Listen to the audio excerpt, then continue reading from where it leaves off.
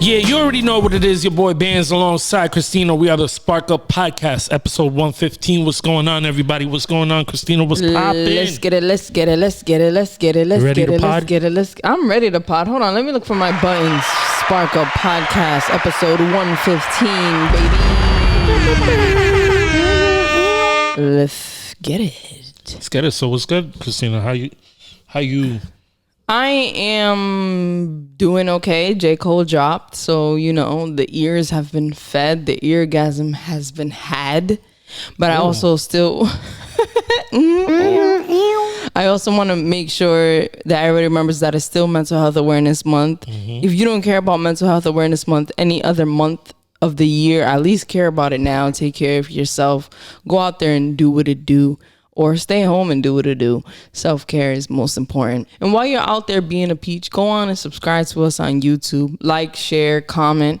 Apple Music, everywhere you can find podcasts, we're on there. Literally. Go subscribe. And do that. You know, and if you're on YouTube, make sure you hit the bell so it comes up on your notifications anytime we put up video. Perfect. Do that. And leave a review and a rating on Apple Podcasts. Let other people know what's up, what's Gucci, what's hoppin'. It's us, the Spark Up Podcast. You already know, your two favorite cousins in the whole wide world. Who else? Who else better than we? Than him and I? A lot of people would say Gilly and Wallow, but nah, their podcast is but lit. you know, and I love them too, but you know, I'm gonna say we're the better cousins.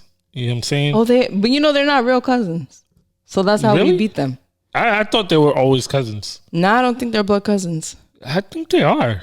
We're gonna have to do our Googles, but I also want to shout out the Stay Silent family. Hey, they're coming back. PVD way. You already know. They're coming back this week with their very first in-person event for the first time since like a year and change. I don't even know. I lost count. What event are they having? They are having a brunch over at a club that they own. Is that Yes, Eggs Over.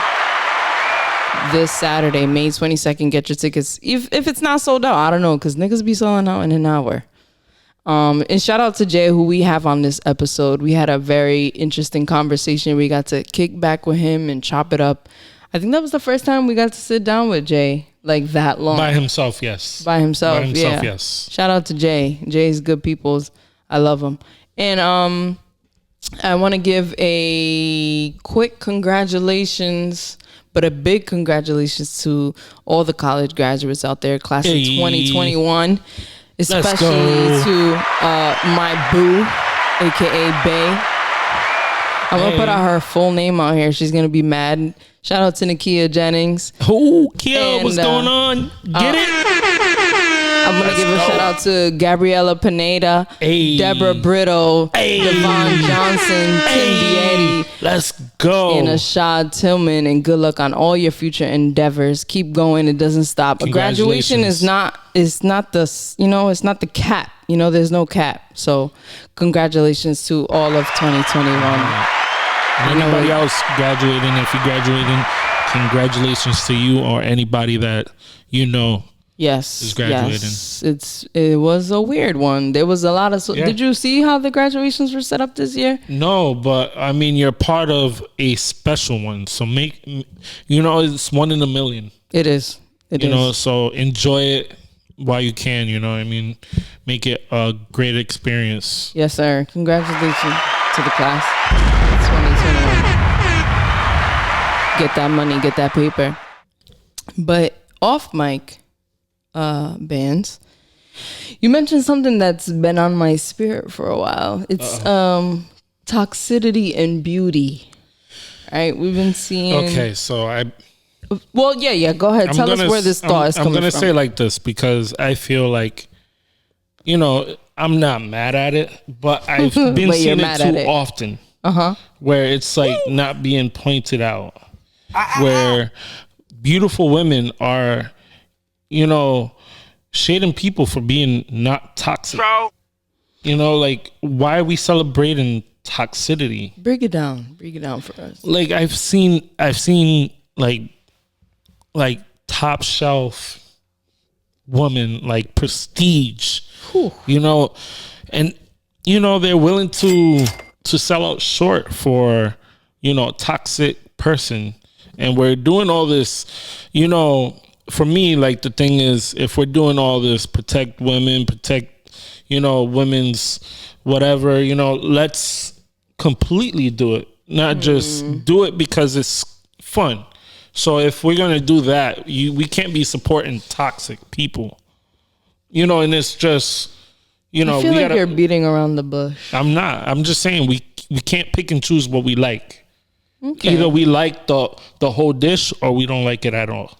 See, when you said that to me, I thought you were talking about like beautiful women being toxic themselves. Oh, that comes too, because what I mean. It's become a common phrase. This I'm sounds toxic. very personal. Have you? No. I'm Gucci. I'm very Gucci. I sleep well at night. I sleep like a baby. Sucking your thumb? No sucking thumb. But okay. I'm sleeping like a baby. But all I'm saying is I've been seeing it too often, and it's being normalized. I think we need to start pointing it out and being like, okay, this is enough. We gotta take it back a little bit. And I thought we was trying to grow, not retract our growth. I think I know what you're saying. I think that it's beautiful that women have come into this place where they feel confident and they feel empowered, and they're doing the damn thing, right? Absolutely. But at the same time, there's a thin line between feminism and men hatred. I think that... No, that's not where I'm going. Oh, that's not where you're going? But continue. No, what I'm saying is that I think that people think that the feminist movement, because it comes in waves, it's been started... It started years ago before we were born. Many years ago. But I think that women think that feminists and treating men like shit goes hand in hand. Is that what you're thinking? No, but I've seen that very often. I think we need to come to the drawing board again and not come to the drawing board and kind of write out these rules all over again, because everything's gonna get misconstrued and the women's movement is gonna dwindle. I don't think it'll ever dwindle. I think it's just because even women are gonna start to not like it because of how. That's true. How it's like if let's say you have paint and you keep adding water, eventually it dilutes itself and it's just water. Here you go on tying that knot. You know what I mean? So therefore, if your message is this, why are we adding toxicity to it? So what are you saying? No, you don't see all the memes online. I need a toxic male. If he's too nice, this, like, girl, really? And then you want to be saying men aren't shit. Of course. So you're saying that beautiful women like toxic men?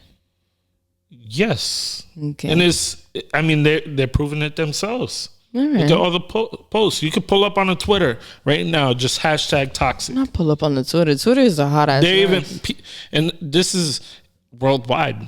I've heard songs about toxicity, even in the Hispanic culture. Coming from someone who... Like, you know what I mean? Like, what are we doing? We're retracting. Like, we're supposed to become better, not retract. You know what it is? It's the thrill. Yeah, but I like the thrill too, but I don't. The thrill doesn't come. The thrill is not included in a good man. That's not true, because half of what people call a good the thrill isn't really a thrill. It's just what everybody has normalized. No, the thrill, like for example, the thrill. When was the last time a man, and this is for any woman out there, has taken you on an adventure? No. That's thrill. Like if I could take you somewhere and give you want thrill, me to tell you what kind of thrill? I know what you're gonna say. You want me to tell you what kind of thrill beautiful women are looking for? What? I think this nigga's cheating. Let me go through his phone. Do you know that thrill that you feel when you're reaching for his phone? And that's healthy? No, it's not. All right then. So what are we talking about? But I'm just saying. I'm I'm trying to promote growth in a healthy way. I understand what you're saying, but like, have you ever stopped to think that maybe the women who are looking for that kind of thrill are the toxic ones? They're both toxic. Absolutely. There it is. Boom. You said it best. One of my favorite lines, and it kind of doesn't go with this, but it's negative and negative. It doesn't make it positive. It depends. I'm kidding. You're right. You're absolutely right. That's math. It's simple math. Quick maths. Quick maths, bro. But seriously, like I've been seeing it a lot, and it's starting to like not get to me because you do what you please. If you want to get a toxic dude, you got to do it to the level that you do. I don't know if it's that toxic dudes are smashing the shit out of you. Maybe toxic guys, all they have to offer is good D.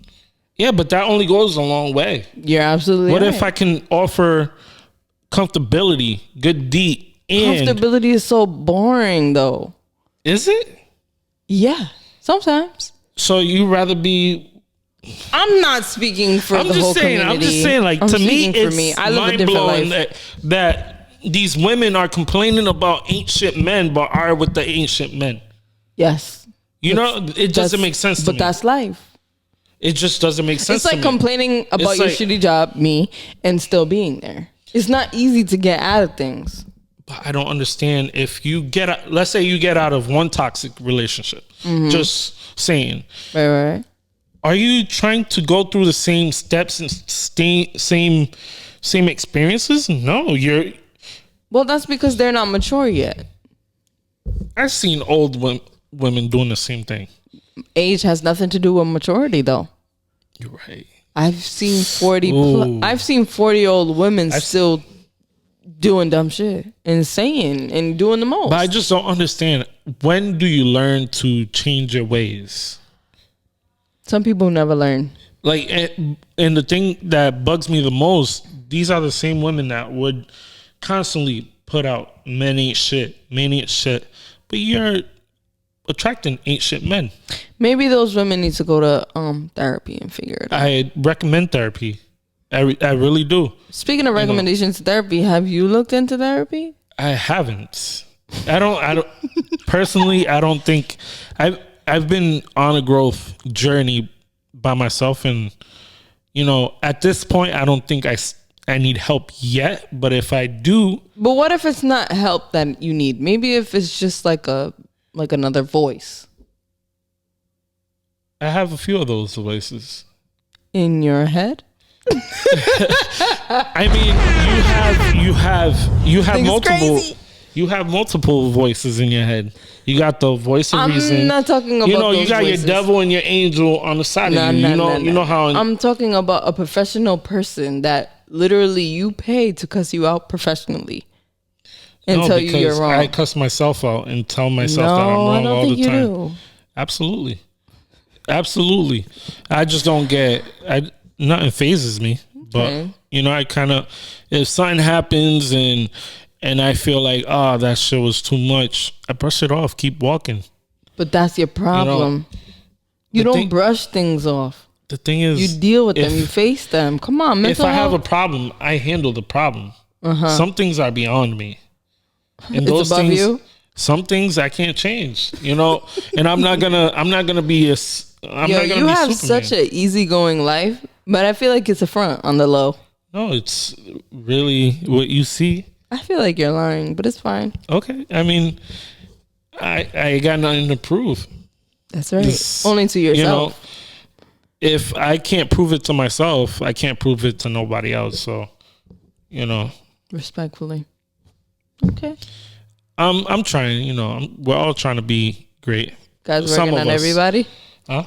God's working on everybody. God's working on everybody, and I've been the dude on the toxic side before, so I know the things I've done wrong. Accountability. Wow, it's very important. Look at that. It's very important. We all do bad things. We all do. That's right. shady things. It's just how do you go about it and how do you learn from those experiences going forward. That's right. Going forward. And if we're talking mental awareness, that's one of the key points to get you out of that mental hardship. You know what I mean? You're talking that talk on the low sometimes a little bit. Always. Always. It's just life is hard and it's not easy for everybody. Life is so hard and life is crazy. It takes you up, it takes you down. You know what else is crazy? Talk to me. Everything else that's going on around the world. Even locally. Yeah. Talk about it. We're gonna get to it. All right. Welcome to the Culture Shock segment, the segment where we talk celeb hot mess, the caucasity in the world, news, TV, society, and talking all things pop culture to spark conversation. And we left off, you were talking about things that were happening locally. And it's been a crazy week. It has been a crazy week. There was shootouts back to back. The shootout that had 9 people shot. 9 people shot, left 2 in critical. And the very next night, my friend who was an officer was literally texting the group chat in the midst of saying, hey, I cannot make it to dinner tonight. There was another shootout in the city. So I just want to say to all the creatives, entrepreneurs, business, whoever you are in the city, if you have some kind of voice, some kind of platform, use it to guide the youth however you see fit, however that looks like to you. It's not going to look the same for everybody. For us, it's talking, it's conversation. I think everybody plays a different role in how we can, it's not going to be solved overnight, but how we can address this. This is not new to us. We've seen this happen in years. It comes in waves. I think the last time for me personally, I remember this was 2010. Yeah, 2009 was just like this. Started off like this. Yeah, and prior to that, 2005. Exactly. 2000, I think 2. I think the scariest thing for me and the saddest thing for me is that it's usually niggas who grew up with each other. Yeah, it's, I don't know. I always say it boils down to 2 things, either money or women. It's sometimes it's not even that. Sometimes it's just as simple as he said, she said, like petty shit. It's never what it is that your life. That my man's told me sometimes your man's is the guy just kind of egging things on and you don't even know that. And then somebody loses their life and everybody's like, oh, he was a good kid, this, that, the other. And the person that killed them kind of just, it's sad, It's really sad. I hate to even speak on it but it has to be spoken on, because of the fact that, I can't tell nobody how to react to some of this stuff that happens in life. But if there's one thing, it's not worth it at the end of the day. It's not. As a registered firearm owner, it sucks for a black man already owning a legal gun. It's hard. You gotta jump so many hoops and stuff, and then this happens, and it for the high ups, the people in the lobbyists and stuff like that, they're looking at it like, oh, look at what they're doing. So now they push harder rules for us, but for the Caucasians, it's nice and easy. Walk in. It's not only that, but it's like, you know what I mean? My concern is like, how do you get a hold of a weapon? Like, my concern is the mental process. Like, what is it that you feel and think before you get to that point in life where you feel like, I'm going to run down the block and shoot everybody. I don't care who's there, who's around. It could have been families out there, kids. Like, absolutely. You know what I'm saying? Like, what is the mental... What is the mental process? Like, and I'll probably never understand because I don't operate that way. But what is it that takes a young man down that road? It's scary. So, it starts before the gun violence. Like, what's going on at home? What's going on in your head? What's going on at work? What is it that takes you to this place? at work or any of that. It's just they're trying to prove it. Trying to get the stripes. Trying to get the stripes. And, I hate to say it, but a lot of our music is inundated with this message that, I went up and shot somebody. Like, we have to address it at one point, where we holding ourselves accountable for the things we do, because, we're pushing a narrative, Black Lives Matter. It's not going to go well if we keep killing each other. You know why? Because the thing is that there's layers to it. Yes, but if we continue to do this, our message is never going to be heard. Yeah, to but the level it's the message of gun violence and violence in the hood is different from the message of Black Lives Matter. But the thing is that when they rebuttal Black Lives Matter, what do they say? With that, yeah.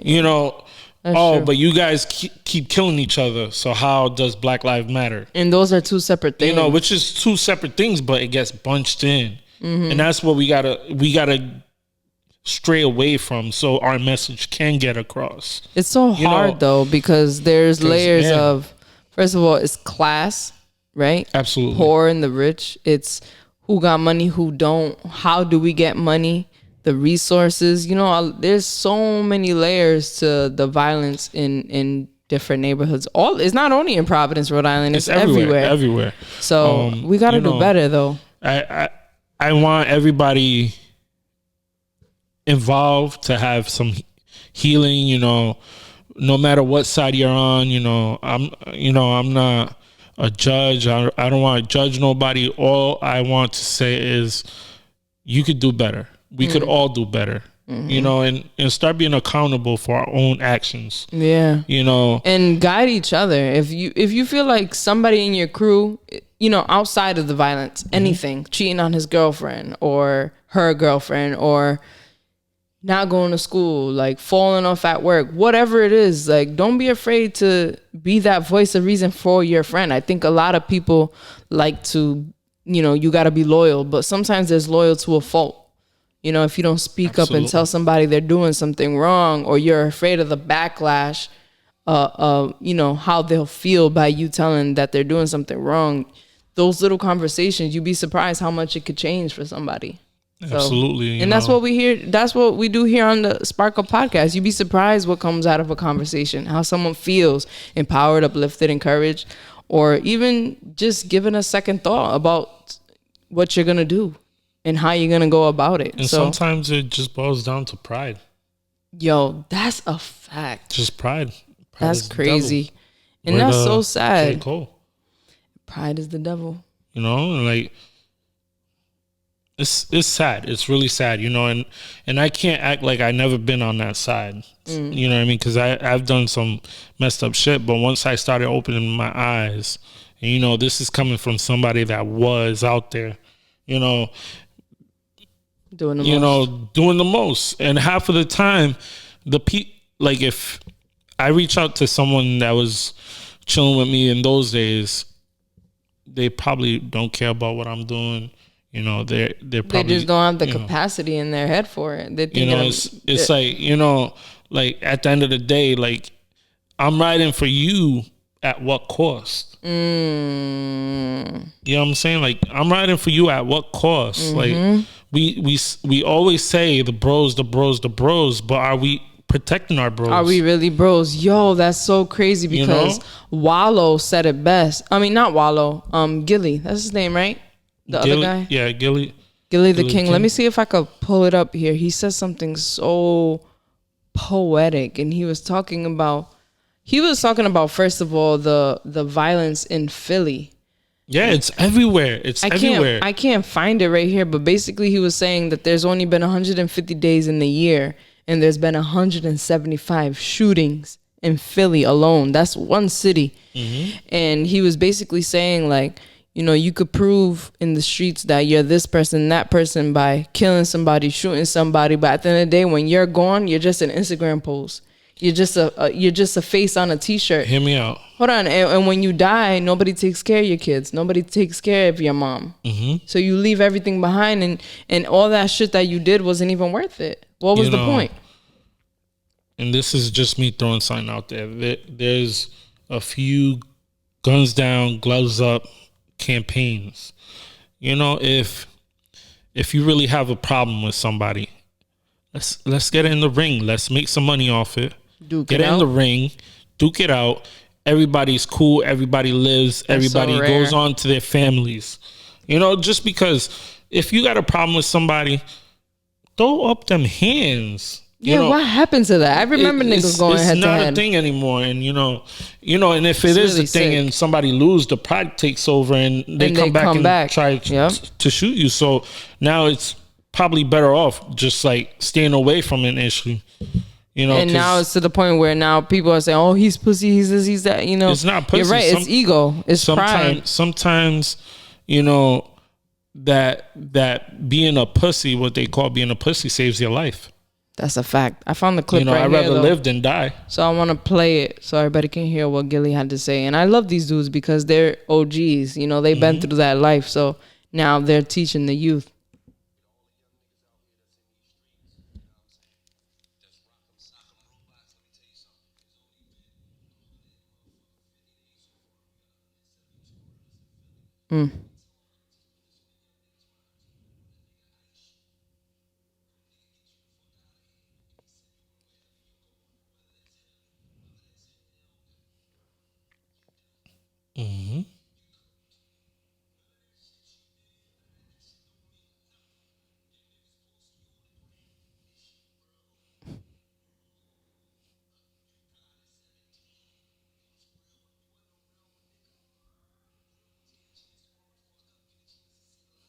That's right.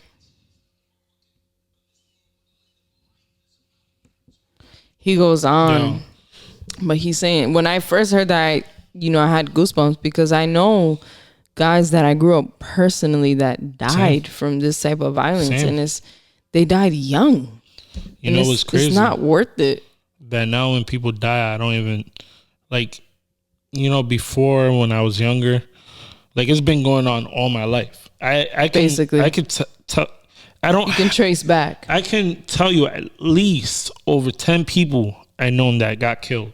That's crazy. Since I was it's the first time something like that was in middle school. It happens young, but just to move forward because I don't want to stay on this too long. If you're from Providence, Rhode Island, if you're from any major city and you know that there's a lot of violence in your city, find a place for you to make a difference and change. It doesn't have to be, you don't have to go out of your way and donate money to the family. Just find something, find your lane, find what your, how do I say this? Whatever you're doing in life, find out how you can apply that to make a positive impact in your community. We owe it to our community. We have to give back. It's our responsibility. I don't care what anybody says. Where, we've come too far in our lineage, our ancestors and all that. And I hate to be all preachy, but it is what it is. And, we got to make a change in our own community. If not, these white people are going to eat us alive and they're going to keep doing whatever they want with us. And we have to educate each other, nurture each other, love each other, and protect each other. Even as far as seeing somebody's kid on the streets, yo, how many kids I always see riding a bike in the street, and I'm like, yo, be careful. It takes a village, but the village is not looking out for each other. The village, has separated. We don't really have a thing called the OGs no more because the OGs are doing the same stupid shit the young ones is doing. Not even that, but the young people are not listening. So they're telling the young ones to go out and go out on a limb and do all these things, but they're not doing it themselves. You know what I'm saying? All I gotta say, if you got an issue out there, stay home. Stay home. Right. Stay home. There's nothing in these streets. And this advice might save your life. That's all I can say. That's a fact.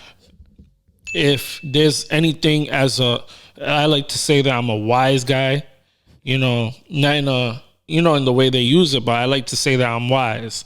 You could call me OG, whatever. If I'm not telling you this, I'm doing a disservice to my community, a disservice to your family, to your life. Even if I don't know you, I care about you. We care about you. We should all care about each other. And that's just real facts. Like, you know, just stay inside. Just stay home. Stay inside. You have an issue, stay home. Stay away from all that. It's not worth it. You know. But let's move forward. So obviously we're still in the middle of a pandemic. And it's been said that Rhode Island opens everything up to 100% capacity on May 21st. 21st, right? I didn't write it down here. New York opens up July 1st, but Cuomo is saying he wants to open it up before then. Connecticut opens up May 19th. Oof, I'm out of breath. And so ever since then, Joe Biden went on to say, vaxxed, no mask. I thought he said vaxxed and waxed. So obviously he's trying to convince people to get the vaccine. And now Dr. Sanjay Gupta says the CDC mishandled this announcement. And I'm going to play a clip here from what he said.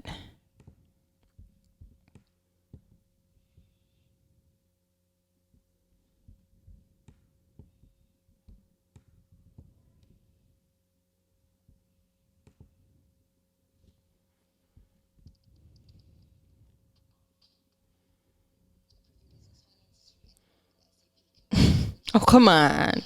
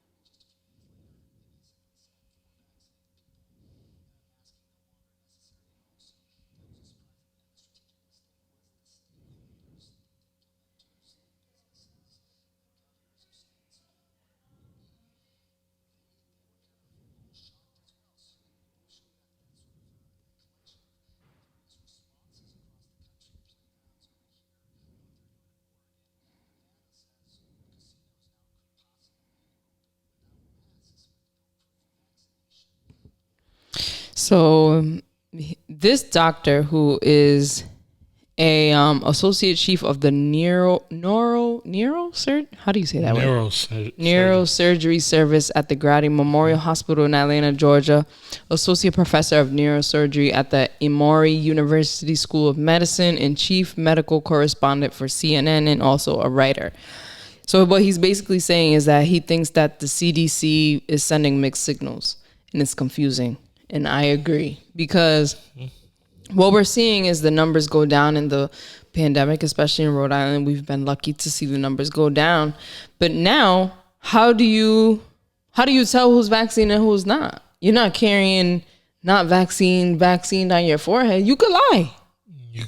And a lot of people are selling fake vaccination cards. Yo, you could get anything in the hood. You know what's funny to me is that for all the pushback on vaccines, most of the people that don't want vaccines care about this more. And I'm like, it doesn't make sense. Like, everything doesn't make sense to me. A lot of things are not making sense, especially when the president of the United States sends out a message like this, because what happens is now people can lie. And now what? But people would lie regardless. Yeah, but the dangerous thing about that is because numbers are going down doesn't mean we should be relaxed about the restrictions. Because if you have the vaccine, you can still carry COVID. Absolutely. You have a less chance of getting it and getting sick and being severely sick and dying, of course. So you should get vaccinated if that's what you agreed to do. But at the same time, we should still... I posted this on Facebook the other day. I think we should wear our masks here on out forever because it lessens so many things. Did you know that the flu went down from 200K to 2,000? Yeah, absolutely. That's a lot. Masks are being worn, and from my conspiracy theorists, they'll be like, "Oh, because everything got pushed to COVID." You know what I mean? That's what they're gonna say. There's always something, yeah. It's always something. So I look at it like this: if you're not vaccinated, right? Don't go near your loved ones that may perish. Like if you got elderly people, just be responsible. Be responsible. That means that person that has a deficiency in your family, if you have a grandma, grandpa, the same restrictions we had at the beginning. Because they lifted masks don't mean that you can go and hug and kiss grandma again if you're not vaccinated. I mean, vaccinated or non-vaccinated, you shouldn't be, just because we don't know.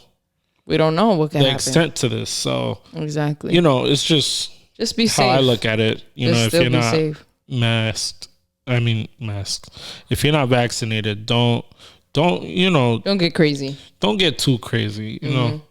Have respect for others, in people's lives, because you could be the cause of somebody's death. That's a fact. All right. Well, keep your mask on, even if you're vaccinated or not. Let's be safe. Let's be responsible. And let's move forward. So Ellen DeGeneres is ending her show in 2022. She started her show way back in 2003 and quickly became one of the most popular talk shows in history. I think she's top 5, if I'm not mistaken. No, yeah, by ranks and views. She's literally top 5. She beat Oprah's record. That's crazy, right? So the Ellen Show has been nominated 171 times for Daytime Emmy Award and won 61 Daytime Emmy Awards. Ellen revealed that the 19th season in 2022 will be the last, which is next year. Back in summer 2020, Ellen and her workplace were being accused of having a toxic workplace, including microaggressions, harassment, and racist comments. As a result, 2 executive producers were fired, and Ellen apologized twice and promoted her DJ, who is Twitch, to co-executive producer, which I think was like to prove to people like, hey, look, I'm not racist. Hey, look, I had a black friend. But to be fair, she also fired 2 producers from the show. So, she tried. I give her that. And won't go overdue. Since then, the ratings have plummeted, of course, because now she did a lot of episodes through Zoom. It just wasn't the same. And it especially plummeted after. She's not that engaging on Zoom? I mean, it was like from her house. Like, it's just not the same. Hey, I know a lot of shows that did well with Zoom. Yeah, well, hers didn't. So Kelly Clarkson will be taking the 3 p.m. slot with her talk show. Come on, why they keep throwing these? Are you hating on Kelly Clarkson? Tell me right now. Absolutely, I am. They could. Why? Throw a comedian. Have you seen her show? I don't care for it. But have you seen it though? Listen, they could have thrown a Tiffany Haddish. Hold on, I'm gonna get to that. But have you seen the Kelly Clarkson show? No. So you can't say shit. I need people to give Kelly Clarkson. Hold on. I can't speak on it, but I would say that I'm not interested. Okay, and you don't have to be because you're at work at this time. This is for moms who are home. This is like literally for the moms. This is daytime TV. Did you like Ellen? I loved Ellen. Oh, excuse me. I used to watch that shit every day. You know when I had to stop watching Ellen? When she started giving free shit and I was jealous. I was like, damn, niggas are getting iPads, this and that, and I don't got shit. I've watched the Ellen Show a few times and it wasn't anything. It was corny, but it was very entertaining and very well put together. Yeah, because of the money behind it. It was an hour of joy and positivity. but behind the scenes it was terrible and misled, right? Listen, I'm gonna put a PSA out. I put this on my Facebook. Give Kelly Clarkson her flowers. She is one of the best vocalists of our time, and I'm saying that here. And whoever wants to debate, that doesn't make a great TV host. She's not that bad. She's not really not that bad. Not keywords. Not you know what's really dope? Bad. She starts every episode with her doing a cover from a fan's request. So she gets to put on a mini... Okay. Still doesn't move All me. right. So there's... Tiffany Haddish in that Listen, scene. I'm going to get to that. So there's talks about Tiffany Haddish, who would take over. Tiffany Haddish has substituted for Ellen 3 times, and she did a pretty good job. But I worry that she will be so good at the talk show that she will get sucked into that life. Because, it's a lot of time put into it and a lot of hours. Talk shows are a full-time thing, and she will have to invest a lot of time into it. On top of that, the bag is good. But on top of that, she hosts Kids Say the Darnest Thing on ABC, which is a revival of Bill Cosby. Bill Cosby's show, right? This is the same show that Bill Cosby started. So, but to me, hosting is for someone who is like ready to settle. Like someone at the end of their career. If you look at everyone that started a talk show, it's kind of like the beginning of their ending. You know what I'm saying? I don't like how you put that. Because it sounds like the end of them. No. But look at everybody. Jimmy Carter, Jimmy Fallon, the other Jim. Who's the other one that has a talk show? Arsenio Hall, Ricky Lake, Cristina Sev, who I am named after, Oprah. Well, no, I'm really not Oprah, but people who have done talk shows have dedicated years to that. But they do all the stuff. Jimmy Fallon's been on a few movies. Yeah, but how can you do a movie in the middle of shooting Monday through Friday from like 6 a.m. to like 4 p.m.? It's impossible. It's not impossible, but it's hard. They don't shoot that much. They do. You think? Yes. It's hours of production, preparation. It's all that. Like, just imagine how many hours we put into the podcast and we only do one day a week. Just imagine if we did this shit Monday through Friday. I mean, I could do it. We could do it, but it would be very hard. I mean, if you want to, support the podcast, maybe we could come. I'm joking. Plug. No, but you're right, though. You need the money to do that. On a serious side, I think it's the right time for Tiffany Haddish. I don't think so. I don't think so. She could still do her comedy specials. She could still do movies. It's not like it's the end of her career. Like, these people do go on vacations. They do, but they dedicate. TV is consistent.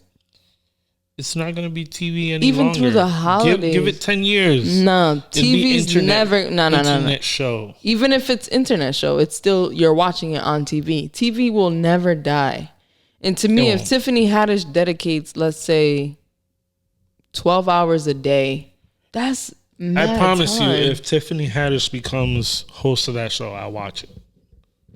You don't even watch twice TV. A week. You be lying. At least twice a week. I think Tiffany Haddish is funny. She's hilarious. I love her energy. She's pure. Like, not saying that she's a saint or anything, but I agree. She comes with good intentions. I like that. And she can carry a show. I mean, she hosted, I think it was what was it? It was an award show. And I think she did maybe the MTV Awards. I don't know which one it was, but I watched it and I was like, wow, she did a great job. She did. Oh no, she did SNL. That's what it was. Was it where you saw her? Yeah, she did a monologue. No, I think she did a award show too. I would have to look that up. I'm not sure, but I do love Tiffany Haddish. I definitely did see that Saturday Night That was Live. Dope. I seen it by clips, but and she's also the first black woman since Whoopi Goldberg in the late 80s to win a comedy album award. So congratulations to Tiffany Haddish. Anything she does will be good. People love her. She pulls at the heartstrings, so I'm here for it. If she takes over, then cool. If she don't, and then she was cool the underdog too. So I think that's why I like her more. She started early, like at 16. She deserves it. She does. But moving forward, we have the trailer for Space Jam 2, which was released a little while ago, and it's starring LeBron James and Don Cheadle. It's in theaters and on HBO Max on July 16th. Produced by the beautiful black filmmaker Ryan Coogler, who directed Black Panther, Creed, Fruitvale Station, and he produced Judas and the Black Messiah. And he's only 34. Keep that in the back of your mind. The boy has a long line of career left. And he's also the guy who spilled the beans on Jermaine being married, J. Cole. He said it accidentally in an interview, and J. Cole was like, come on, man, why would you say that? It went viral. So that was back in 2014. But LeBron James and Maverick Carter are also credited as producers for this movie. Maverick Carter is LeBron James' longtime friend and business manager and co-host on The Shop, the show that LeBron James has on HBO. Zendaya will be doing the voice for Lola Bunny. Comedian Gabrielle Iglesias will be doing the voice for Speedy Gonzalez. It's going to be great. My ex-boyfriend Klay Thompson, along with some other Pro Ball players like Anthony Davis, Damian Lillard, Diana Taurasi, and Nneka. I don't want to butcher this. I practiced this. Ogunmike.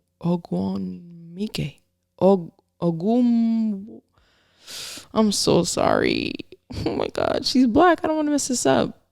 But they're professional basketball players, and they'll be doing voices for the Goon Stars. And it's $150 million. Can I pause you? Can you run that back? Because we can't. You got to run that back at least when you. Okay. Just go to like Diana Damian Lillard and a few of the NWA. Hold on. Nneka Ogubumike.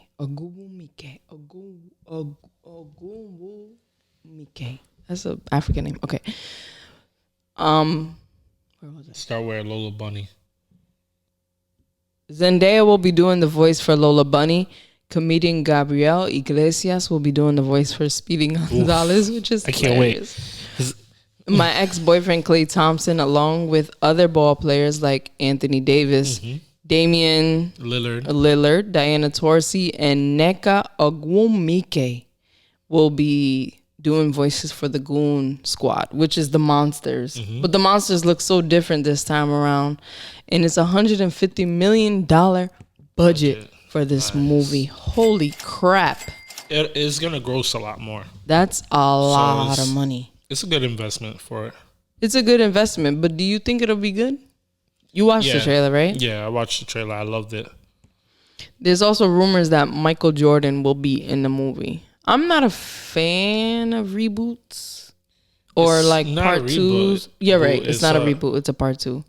But it looks so different from the original. I mean, did you want it to look exactly like it? Yeah, I wanted it to be the same. I wanted 2020. That came out in like what, 99. I thought it was early. 97 probably. 97, I think. But I wanted to see. I mean, I don't know what it'll look like completely, but I wanted to see LeBron James play with the cartoons. I didn't want to see LeBron James turn 96. I didn't want to see LeBron James turn into a cartoon. But it's kind of following the same thing as the older movie. Nah, they're doing the most. The opposite. They're doing the most. He's in like a whole nother world, and it's amazing. Well, he wasn't like, "Wow, this is dope." No, I think it was pretty dope. I think with sequels, what happens? People expect too much from these sequels. It's not that I expect too much. They want to have this. A lot of people want to have the same quality or better. I think that's what went wrong with Coming to America. Everybody wanted Coming to America, but it became a family film, so they lowered the ratings. And being that they lowered the ratings, it became a softer version of. I didn't get to see it. Did you watch it? Yeah, I liked it because it referenced a lot of the stuff in the older movie. It was just that people was like, "Oh, it's too gimmicky, this, that, the other." A lot of people didn't like it. I personally enjoyed it. Okay. Because it not that it answered questions, but it kind of like answered plot holes in the second one with the old movie. It fill in the gaps. Yeah, they purposely did that to show homage to the original. But which was kind of dope. We're looking at the Space Jam trailer right now, and it just looks so different. Like he's in the elevator with his kid, and his kid walks out, and then all of a sudden he's in like this computer room, and then which is the internet. Yo, think of Wreck-It Ralph. Yeah, I think that's where they're going with it. Which I think Wreck-It Ralph is actually in the trailer. Small cameo. There's a lot of yeah, they have Game Easter of Thrones eggs. Pop in there that he falls into the Looney Tunes. Yeah, it's pretty dope. I'm definitely interested. I'm going to watch it, of course, because LeBron James, he's the GOAT. You know, it's gonna be fun. It's gonna be fun. You have to go into this movie with an open mind. Looney Tunes. You know, but a less hardcore. Yeah. Version of Looney and a lot Tunes. of the voices of the cartoons are going to be original voices. The only voice that's different is Speedy Gonzalez and Lola Bunny. Like I mentioned earlier, Zendaya and Julio Iglesias. They took Pepe Le Pew out, but I'm surprised they kept Yosemite Sam in the movie. Why? Because he's racist. He's always shooting the black duck. Yeah, Daffy Duck. We did talk about that one time. Which is. I love this. The Flintstones, the Iron Giant. It's like all of Warner Brothers cartoons. And it's really Yogi dope. Bear. You have King Kong. You have so many. Jabba Jaw's in there. You remember Jabba Jaw? That's a classic. What? That's a classic. That's how you know you had a good childhood in the 90s. You know about Jabba Jaw. Yes. I think they even showed Bobby's World, if I'm not mistaken, somewhere in there. That's crazy. And the woman who plays his wife is the same woman who played in the new Star Trek. I want to get her name here.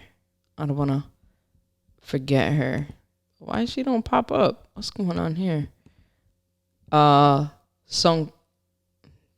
I'm gonna butcher this name, but she plays his wife. She's the also Soniqua Martin Green. If we're butchering that name, I'm so sorry, but she's also on her way up in Hollywood. So it's a good cast.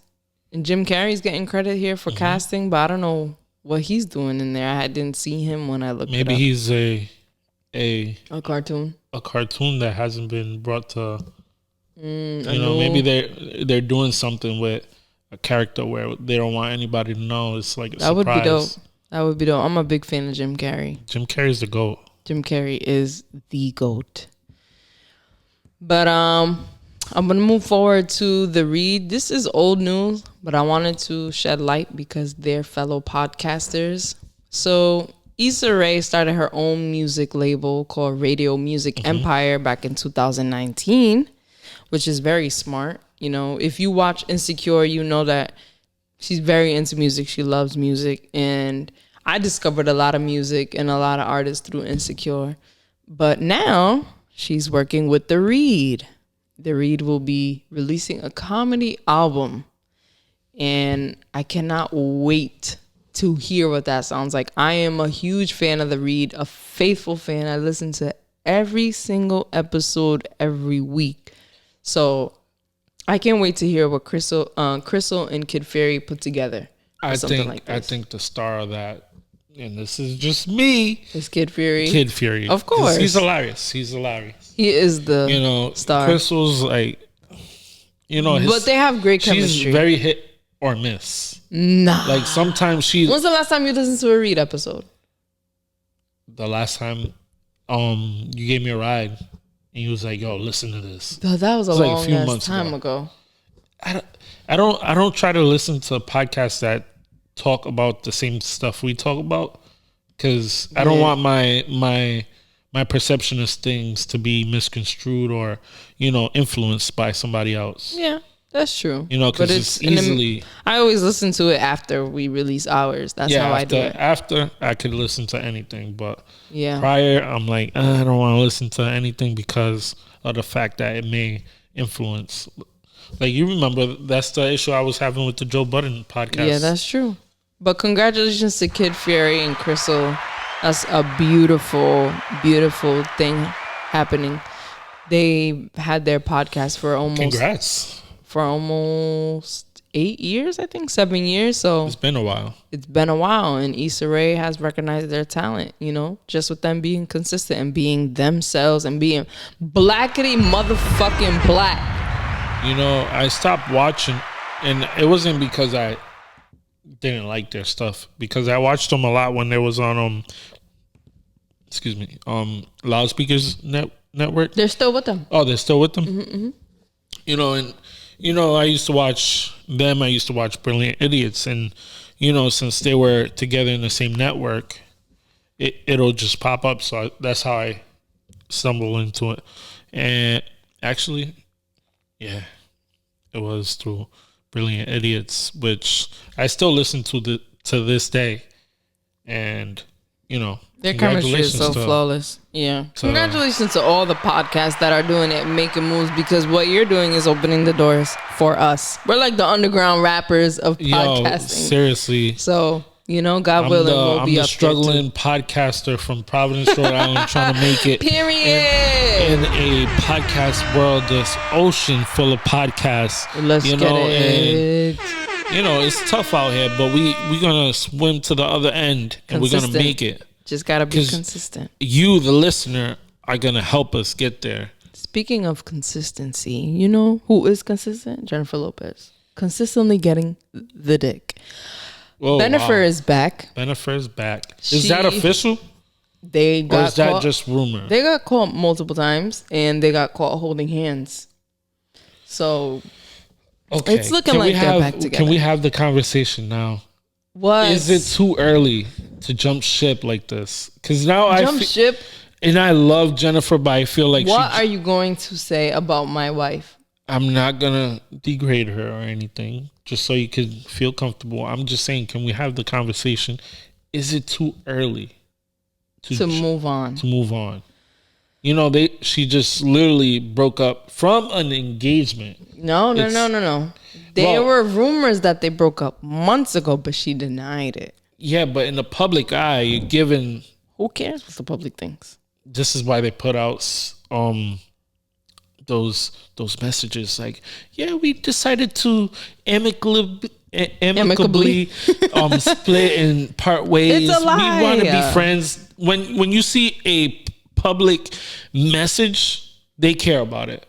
I don't care what anybody says, they care about it. They do care about it. Once that publicist writes that, they cared about it. Jill will be on her own page. Don't try to play her like that. Hey, I think they all have publicists. That's beyond me, though. What I'm saying is, I think we should have the conversation now. Is it too early? In general. Is it too early? Like, how soon is too soon is what you're asking? Is it too early? Exactly what I'm asking. I'm going to drop a gem here. When a woman, most of the times, generally speaking, I don't want to speak for all the women in the straight community, the lesbian, whatever you want to categorize me as. I'll say this, when a person leaves a relationship, 9 times out of 10, they have already contemplated leaving that relationship. Absolutely. And they have already left that relationship mentally before they have said it out loud. Absolutely. So what I think is that seeing Jennifer Lopez's pattern, specifically speaking about Jennifer Lopez, since we are talking about Bennifer, is that I don't know what this man did to her, but she left him, so she had to be sick of him. And she was in DR for months filming a film or a show. I think it was a film. She was filming something in DR for months. So she had time to think about how this nigga did her dirty. Because the rumor is that he cheated on her. Yeah, I've heard of it. So what better way than to get over your ex than to go back to your ex?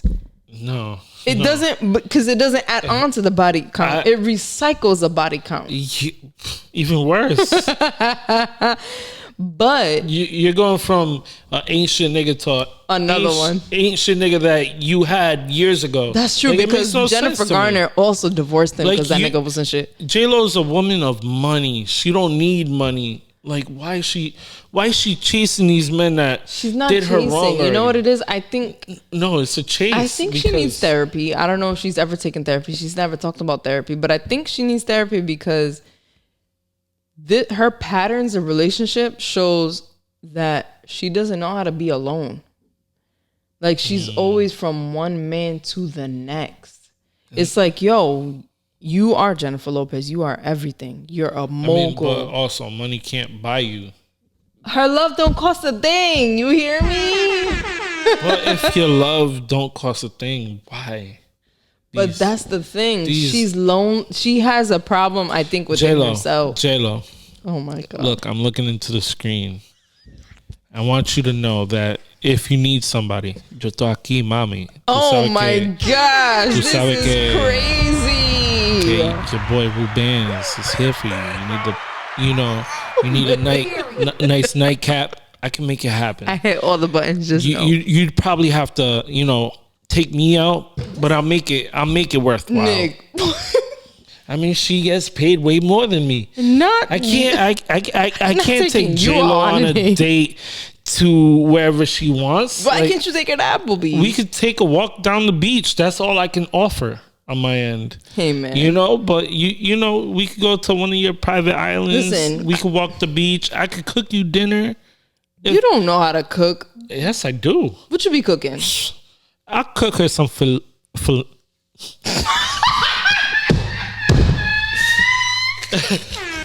me. I can't even speak right now. Whoa. If you can't pronounce it, you can't cook it. No. I never tasted a dish that came from your hands. What was a Cali I cooked? I made a nice. First of all, it's fat. All right. Do you want to take it there? No, we're not. Not take it there. Fuck that. Let's talk about it. Yo, J-Lo, listen. Yo te voy a hacer un sancocho. Sancocho? You can't make a sancocho. You can make Try me. Don't play with me. Your mans can cook. This is an old inside joke. Quick story. It's not a joke. It really happened. No. We went to it's LA. Not a joke. I was fucking pissed. I went to the market. We all went to the market, and I made food with Christina's corn. First of all, it was my birthday weekend and niggas had me buying all the groceries for the weekend. Let's just put that out there right now. I wish I had the gunshots. And then I had a can of corn because my beautiful girlfriend was going to cook me a steak dinner, which she didn't. I had to cook it for my damn self. I have to get this off my chest. Okay? I went to sleep, woke up the next morning and my corn was... the table. Like you're shaking the table. Relax. My corn was gone because Banz decided that he needed corn with his shrimp. He couldn't get his own corn. No, it was a salad on the side. Oh, my bad. It was a salad, and if I took your shit, I apologize. Look, I did it on camera. I apologize. This is crazy. Look, we're talking about growth. Here it is. I apologize. Yeah. Listen to the episode with Complex Ambition where I explained the story in full. It's really hilarious. It was a good time, and Was it? Yeah, I mean, I bought you a cake. You didn't. You bought me a cake? Yeah. You don't. Wow. You see, it be your own niggas that be erasing shit on you. And I got the video to prove it. I want to see the video because it's going to get entered right here on this video. As we're talking about it, it's playing right now. Yeah, Banz is a photographer, but I only have 5 pictures from that whole trip. I sent you a... Exactly. I sent you a I got whole rid file. of the gunshots. So that is it for the culture shot.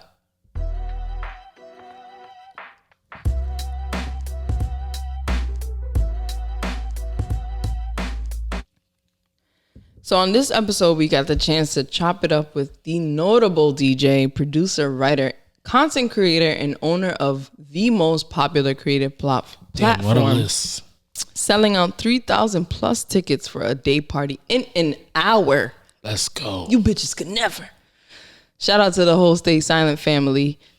And he also traveled to Cape Verde to DJ a couple of times. Some of the hottest parties in Cape Verde. Having a set on Sway in the morning and meeting Teddy Riley, Combat Jack, just to name a few of the legends. I believe he did that twice, if I'm not mistaken. And you know what John Hope said. If you do it twice. Was it John Hope or was it Flawless? I don't know. One of them. But this man is the embodiment of hip-hop. Who am I talking about? Jay, a.k.a. Jay. DJ Where's Nasty. Do you have anything to add to this beautiful accolades? I mean, just a great guy overall.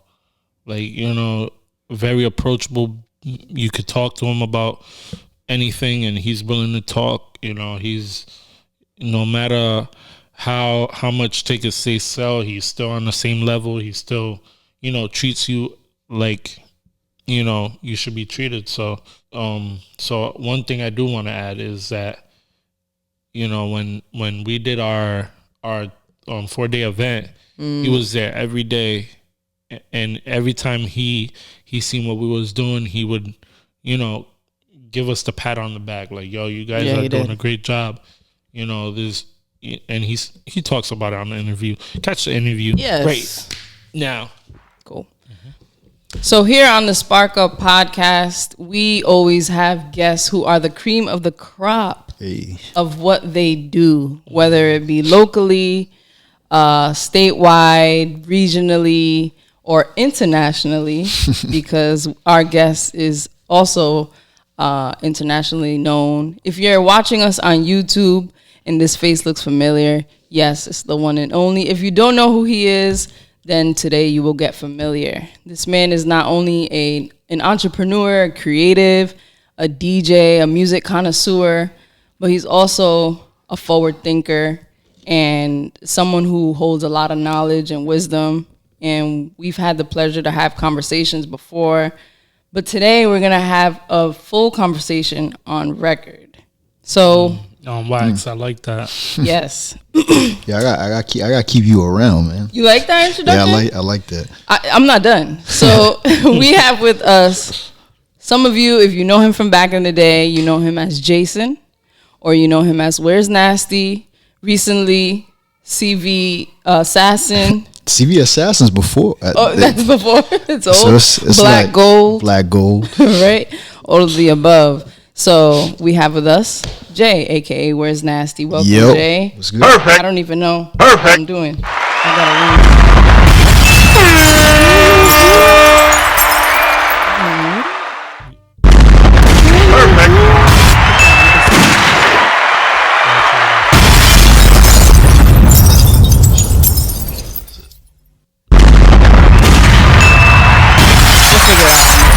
But anyway, Jay, so we had a conversation before you came in here.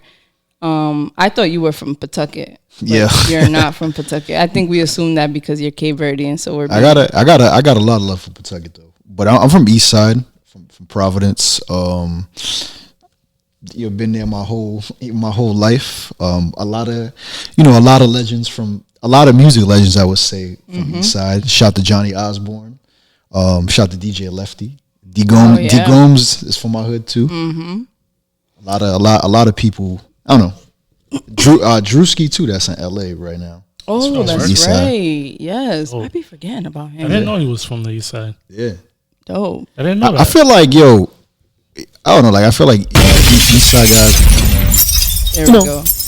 We don't really be screaming like that. Like, oh, I'm from here. You know what I mean? It's like, we just be smooth with it. Like, if you're around the way, and if not, we just let you. We just let you assume. So I got my buttons to work. I just want to reintroduce you real quick and pop the bubbly because this is what you preferred. I was gonna go for the Ratchet Henny. Oh nah. Because of the Henny Palooza, or it was Henny Palooza first, right? Yeah, Henny. Then now it's Douce. Yeah, so we have Jay here.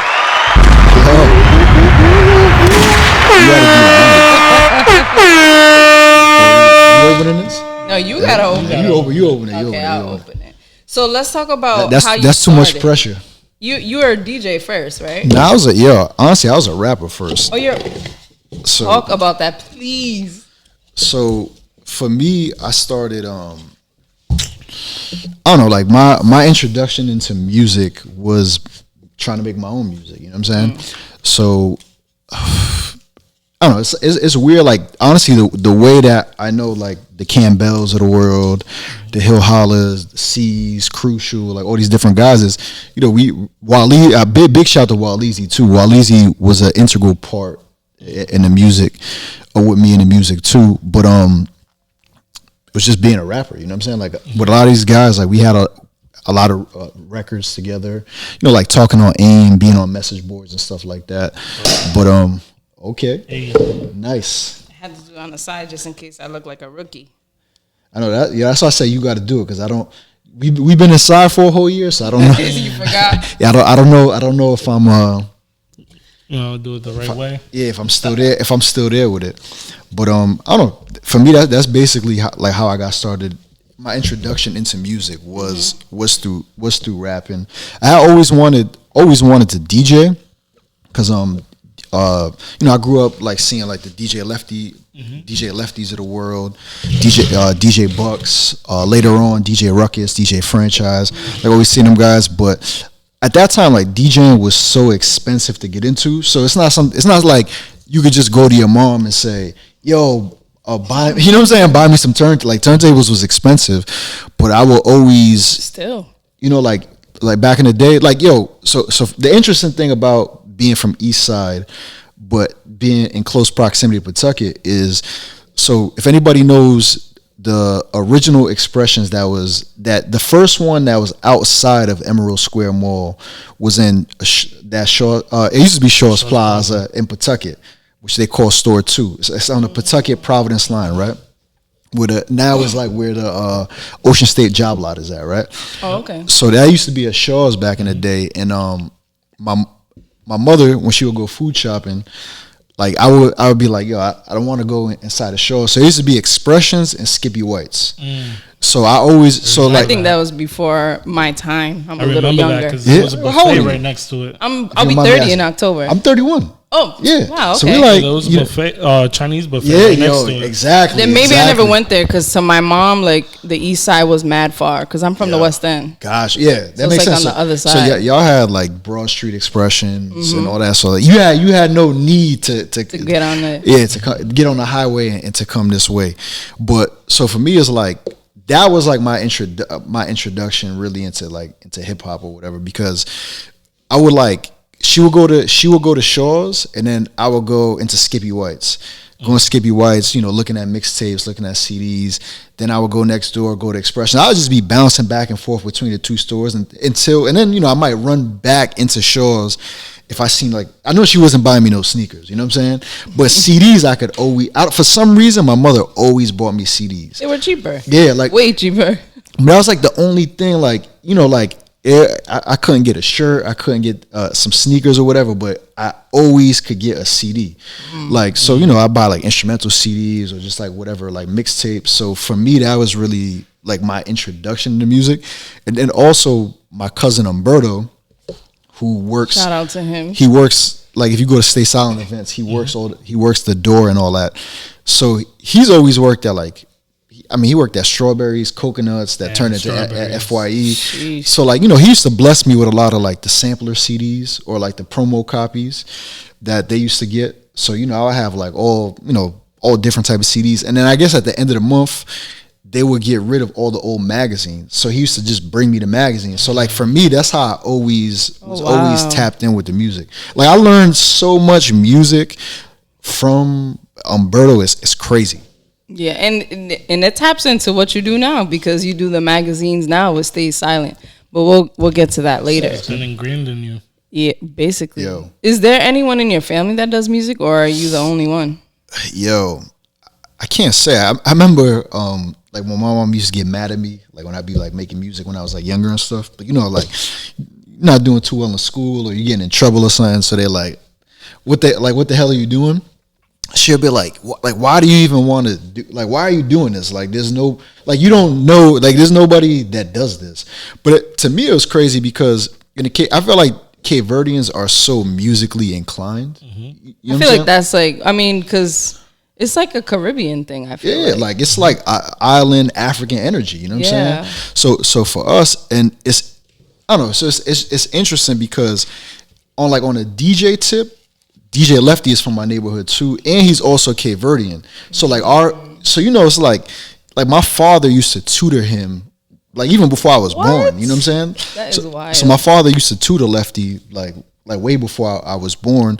So Lefty, you know, like he lived on my street. So to me, it's like I remember like when he was on Hot 106 and all that, and I was a kid and I would call the station. So I feel like all of those small things just kind of influenced me, or like, you know, going to family parties and I'll be the kid like I might not be. Yeah, I might not even be there. Like I wasn't like dancing, but I would just be paying attention to the music. And then like when I would get home, I would just be infatuated. Like, yo, what song? You know what I'm saying? Like, oh, what song was this? Or if I was at a family party, I remember like one time I was at a family party and they had like a whole bunch of like Zouk CDs, Gizomba. I mean, it wasn't even Gizomba at the time. It was like just Zouk music. So Kizomba is like a new genre? So there's a big discrepancy with that. So like a lot of people, from what I understand, is Gizomba is an Angolan word for dancing, for a type of dance. So there's a dispute that Gizomba is not really now it's a full blown genre, like, you know what I'm saying? But Cape Verdeans, they really started with Zouk, like the music that you hear like Haitians doing. Like Cape Verdeans and Haitians was doing all that at the same time. You know what I'm saying? That's crazy. Okay. Yeah, I told you Jay has the knowledge. Wisdom. I remember I hit you up recently because I was trying to figure out a genre that I was really into. It's like it taps into my bad. Oh no, good. So I was trying to figure it out, and I'm like, yo, it's disco infused. It sounds like Afro beats, and you knew what it was right away. So you obviously study music as well, not only just a DJ. Oh, go ahead. And in DR, because we're Dominican, in DR it's called gogo. So I didn't know that. No, Gaga. That's Haitian? Gogo. It's gogo, but it was banned in those times when like Haitians will make songs. You know, like it'd be like liberation type music. Yeah, gotcha. So very tribal, drum heavy. Got you. I mean, and it also ties into Los Palos and all that stuff. See, that's all derived from Africa. Yeah, that's. I mean, to me, that stuff interests me so much. Like, just with the music and where it comes from, because it's interesting. Like, so for me, I think it, like, just looking at my whole life experience, and again, I think this goes back to being one. I think from Providence, but then also being from the East Side, but then also being Cape Verdean. Is like, and if you notice this, like, all right, like if you peep like the DJ lineage of, say, like DJ Lefty, right? Is, yo, without a doubt, fact, like my whole DJ style is DJ Lefty. Wow. DJ Diamond's whole DJ style is DJ Lefty. You know what I'm saying? And you know, like, I mean, me and Diamond are both very, very open about that. Like, I know Diamond through Lefty. Like, you know what I'm saying? So to me, what's interesting though, and you got to remember, go back, me and Lefty's from the same exact neighborhood. So inside our house, we have our culture. You know, we speak Creole. You know what I'm saying? Like, it's like inside our house, we have our own culture, right? But then when we go outside, you know, we live in a neighborhood that's predominantly African American, and then the other half is Cape Verdean. But then when you go into, like, say you go to middle school, I'm going to school with Nigerians, Liberians, Ghanaians, Haitians, Dominicans, Puerto Ricans, like all these different people. Yeah. But the thing that was interesting about being Cape Verdean was we, like, you know, like growing up, you know, I know a lot of people don't like to like talk about this stuff now, or they have bad memories with this, but there was a lot of tension between, like, if you are like African and African American, there was a lot of tension. Oh yeah, like you remember, we talk about that all the time on the podcast. So the thing that was interesting though with being Cape Verdean was, like, I was always accepted by the African Americans, right? Like, if you just, you know, like, their families from America, they whatever, like Black Americans, like they're Black Americans, right? But then my Nigerian American friends, my Ghanaian friends, my Liberian friends, their parents accepted me too. So I got to observe all of these different cultures. You know what I mean? Like, yeah, just because of my own cultural identity. You know what I'm saying? Mm-hmm. So it was interesting. Like I never intersected. Yeah, exactly. Mm-hmm. Exactly. So it's something I never take for granted. And you know, I said you're international, Jay, earlier. You've DJ'd in Cape. You've had the honor to a couple times. Shout out to my boy DJ Banz. Let's do some gunshots for that and some. You know what's weird? It's like my man DJ Banz. Like when my mother had moved back to Cape Verde, like after she like retired and stuff, everybody would always say like, "Yo, you got to meet this dude Banz. He's like they got like Stay Silent, but in Cape Verde." So people always say that. So when I went to Cape Verde, like yo, fresh off the plane, I went and met with this dude, and yo, like he's been looking out for me ever since. Like that, like yo, Banzi's a real. And who is he in Cape Verde? For those that don't know, like what does he do? Like what's his in the African music scene? He's tapped in with all the artists. In Cape Verde, I would say, you know, he's like him and his crew, C. Sabuda, the top people over there as far as producing events, and also, you know, they have like a nightclub space. They produce content. They do like all this different stuff. But then they're also like they connect the diaspora with Cape Verde. So like, yo, they you gotta think about it like this. Like they come to America and do the Alex and Ani Center, where we was doing Daytro downtown, and they selling that joint out too. Like it's people in America that can't even do that. like you know what I'm saying? And they coming from a whole nother country. Yeah, that's incredible. And that speaks to the Cape Verdean culture here too. Like you walk down Pawtucket and almost everybody is Cape Verdean. Like it's so crazy. It's like a little Cape Verde. Low key though, that's how my neighborhood used to be though. Like Eastside Camp Street area, like obviously like before like gentrification hit it heavy. Yeah. Fox Point. There's a bagel shop over there, or something like that. To me, like I'll be honest with you though, like I think obviously like a lot of people have like super resistance to gentrification. To me, I kind of look at it as like I understand like yo things change. You know what I mean? Mm-hmm. So I don't know. Like I'm not. I think people don't like it though because you know Black people don't really have the money, the capital to spice up our culture. You know what I mean? Like we could buy those same buildings too and have a very nice restaurant, like the what's it called? The soul food restaurant that opened up in downtown. Like that's dope. You know what I mean? Tough. Like we don't have the means to do that. So I think when we see white people do it, it's not more so of anger. It's kind of like, damn, we could have done that too if we had the chance. You know what's crazy though? And obviously this is different. I think in my neighborhood in particular was very unique because a lot of those Cape Verdean families own their houses. Yeah, and Fox Point too. A lot of them own their houses. And I kind of talked about this on the last Stay Silent podcast that we had, right? Where I said like, yo, we gotta change the way that we look at money based on like how our parents looked at it, right?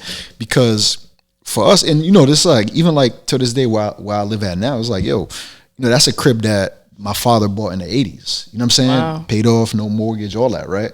And I get letters and phone calls every week to sell that house. Like they'll offer, and the amount has gone up considerably in the last 10 years. And it's like, you know, there's been a lot of times where, yo, my mother be like, yo, we should just sell this. I'm telling him like, yo, I'm like, no, like, yo, you know what I'm saying? But that's also the reality is like a lot of us, we just don't know. And sometimes the money that they was offering, even though they was offering these people $60,000 at one point, $60,000, $70,000, $100,000 for their crib.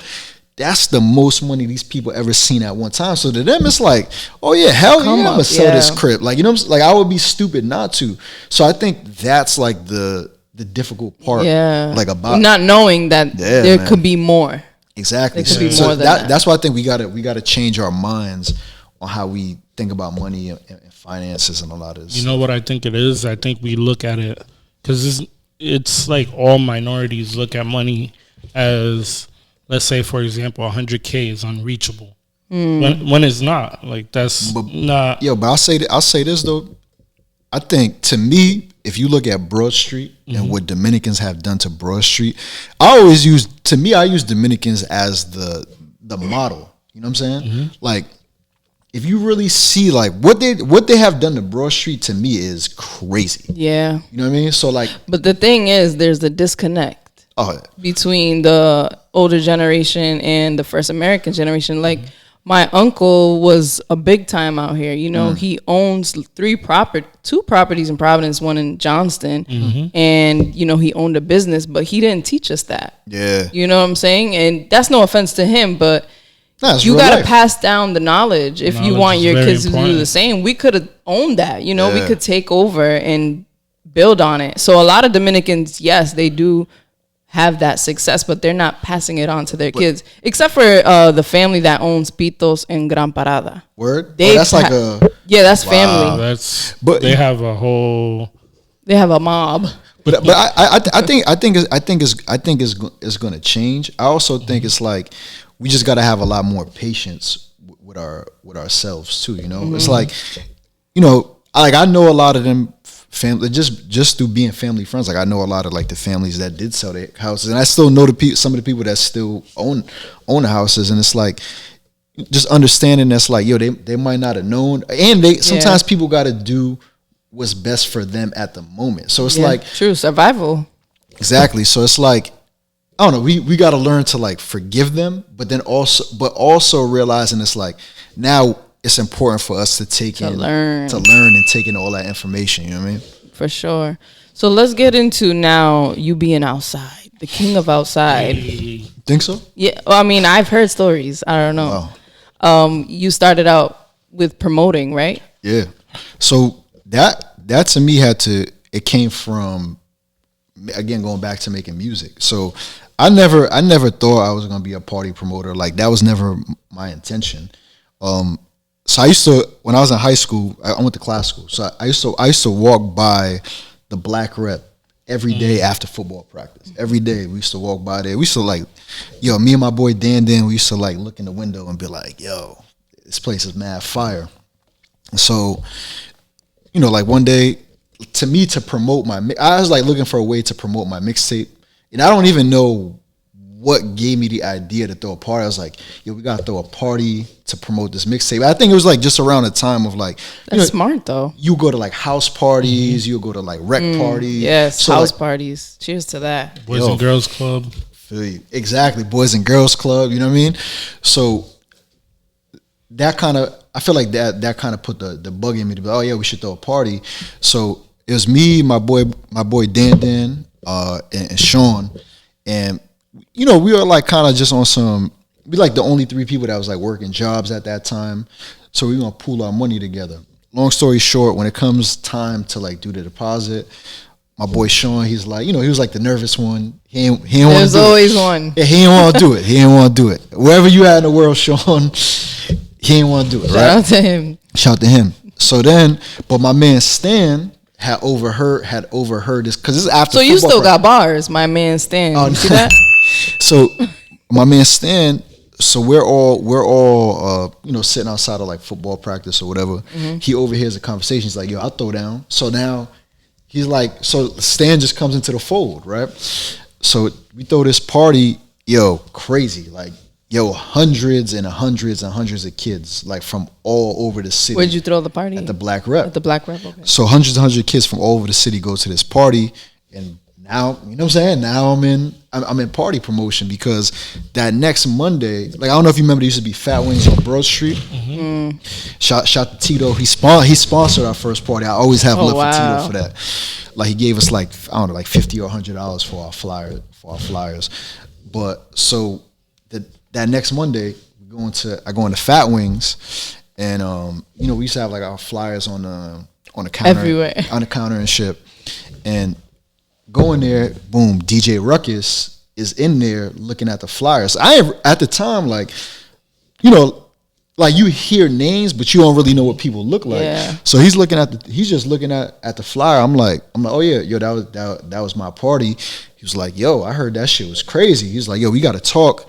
So, yo, take his aim. Then boom, from there, then boom, now we in party promotion. You know what I'm saying? Like, hit me with like with opportunity, and then from there, I never looked back. Off. Yeah, I never looked back after that. And you also did I forgot what it's called. I didn't go to URI, and I wasn't really too tapped into URI. Like I was the person that was like Lassa parties. No, not Lassa parties. I was the person going to, because my cousin was the president of Lassa at one point, and my sister Catherine Arias. And my sister went to URI back in like 99, and she was the president. So like most of my cousins went to URI, but I never got the chance because I was outside being dumb. But I know Angie too. Yeah, Angie, that's right. That she went to classical.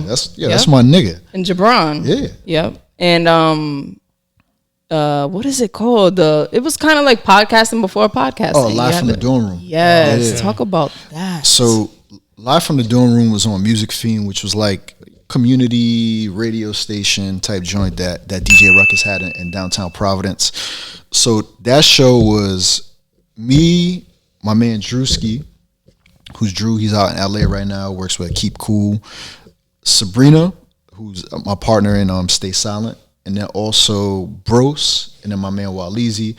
And then, like it would just be like our friends would be pulling up. So, it might be one week, and this is like right before, so like it used to be on Sunday nights. So if anybody who's from the city that went to URI, if you was from Rhode Island, you went to URI, Sunday is when you would go back to campus. Yeah. Like, you spend the weekend home. Ripta was packed. Yeah. So there'll be people that, they want to catch rides back to URI. So say somebody like a Cam, like, he might just pop in to Live from the Dorm Room chilling because he'll be riding back to school that night. You know what I'm saying? He'll holler might fall through because that was my man too. You know what I'm saying? He's like, he's real cool with me and Bruce. So he might just pop through. So it'd be like just random, or J-Tex, just random people popping through. So that was like just the energy. We just be on there wilding out. Like that was like crazy. But it started a trend, and I think it planted the seed for a lot of things too. Like 100%. Yeah, you're naming key people and key things that shaped our culture. So you're a pioneer in the culture. It's crazy because that shit, Live from the Dorm Room, happened on, like, the cast happened on complete accident. Because one day we was at URI. My man Drewski, he needed a ride back to Providence. So whatever, we coming back, I run out of gas on the highway. Like, like just being dumb. Like, are you not putting gas? It's when the thing is on E and you like, I know my car. You got like a quarter tank. You like, yo, fuck it. Like, and you're gunning it. Yeah, you like, yo, I'm gonna make it back. Run out of gas. Boom. We end up getting gas. Now I'm late to this meeting, so I'm like, yo, I gotta go to this meeting. It was at Finnegan's. I was like, yo, I gotta go to this meeting about this radio station shit. I was like, yo, you wanna just come? So, yo, Drewski comes with me. Yeah, we sit through the whole meeting. So he's just there, like, like, cause he's in the car with me. Then he's like, yo, at the end of the meeting, like, we're about to ride off. He's like, yo, shit, I'm down to do this if you want to do it. So boom, now we doing the show together. So that's how the whole dynamic comes. It's like, that's crazy. Yo, we all, like all of us was like mutual friends. Like we already kicked it with Bros. I already kicked it with Waleezy too. So I don't know, it just worked. And then Sabrina was there as well. So it's like, I don't know, like. And now that's the crew. Yeah, exactly. That's the team. So I also saw, I didn't know this, but you put it on your Instagram one day, or was it on Twitter? A video of you at BET. Talking about with Theo? Was that with Theo? Yeah. And you were DJing. Yeah. For him. It was on TV. He was on 106 in Park. Yeah. Crazy. I believe I seen you on Sway. Was it Sway in the Morning? Yes, and you also did Sway in the Morning. Shout to Heather B is a real super real. She's dope. I fucks with Heather B. Wait, who? Heather B. Heather B. She's like the host. She used to be an MC. She used to be a rapper, and she was on the first Real World. Mm-hmm. Oh wow! Yeah, wow. Okay. Yep. Wow. Yeah, crazy. You've done a lot, and it's funny. We were in Philly. The last time we went to a concert was the Roots Picnic. Roots Picnic. And we were there like a night before the Roots Picnic, and there was Duce Palooza happening. And we were like, yo, Jay's in there. We got to get in there. But the people we were with didn't want to go inside. So we didn't go, but I regret it because that was a good time. Yo, too. I heard Twitter was buzzing all about it. You know what's crazy too about like those. So the way that like Duce Palooza works, and this is I'll use it as an example of like if you're up and coming DJ or whatever. Like I guess just playing your position. So New York. The New York Henny Palooza, Duce Palooza, that's always the biggest one. That's the, you know what I mean? That's like the main stage or whatever. But then they will have like the, like the secondary markets where they might not bring the whole team, or it might not be every single poppin' DJ from New York City or whatever. So when I would go to like those secondary markets, I would be the main DJ. So like in New York and stuff, I might play second, I might play third, I might even go first. I might DJ and there's nobody fucking there. Like, you know what I'm saying? But then, like we go to like to a Philly, I'm the headliner DJ. You know what I'm saying? We go to Howard Homecoming, I'm the headlining DJ. So like, I don't know, I always like them cities because that's like when I could really like show out. Like, you know what I mean? Like, because the energy is different. It's different, exactly. Yep. Like, it's like, and you got to represent. You got to show them who you are. Yeah, but it was always funny because obviously, like, if you're in the New England region, it's like, you've been to one of our parties, you've been to Daytro, so it's like, you've seen me DJ. But in New York, it's different. I'm in a whole different position. You know what I'm saying?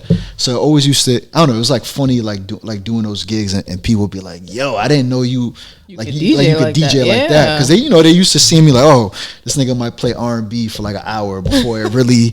Shout out to Love You Better. It was my favorite event of all time. Like, wow. I don't know if I told this to Sabrina, but Love You Better. The first time I went to Love You Better, when did Love You Better start? Yo, like 2016 maybe 15 16 okay, so I probably went to like the second year, but I was coming out of a really bad breakup, and Love You Better, my friend was like, yo, let's go out to this R&B event, it's Love You Better, and I'm like, what the heck is that? Like, I never heard of that. I was just getting to know what Stay Silent was. I was late to the party. You was actually just on time. Okay, good, perfect. And I went there and I was like, yo, the vibe. First of all, you get greeted by Sabrina with lollipops. It's just, and it was at Aurora, which was one of the hottest clubs, in my opinion, from aesthetic to Aurora just the vibe. Will be missed. Yes, everything. And the way you guys put an event together, from the energy coming at the door with Umberto at the door and greeting you pleasantly, and to just like everything, the atmosphere, you see how you are with your team and how everybody is really working together to make these visions coming true.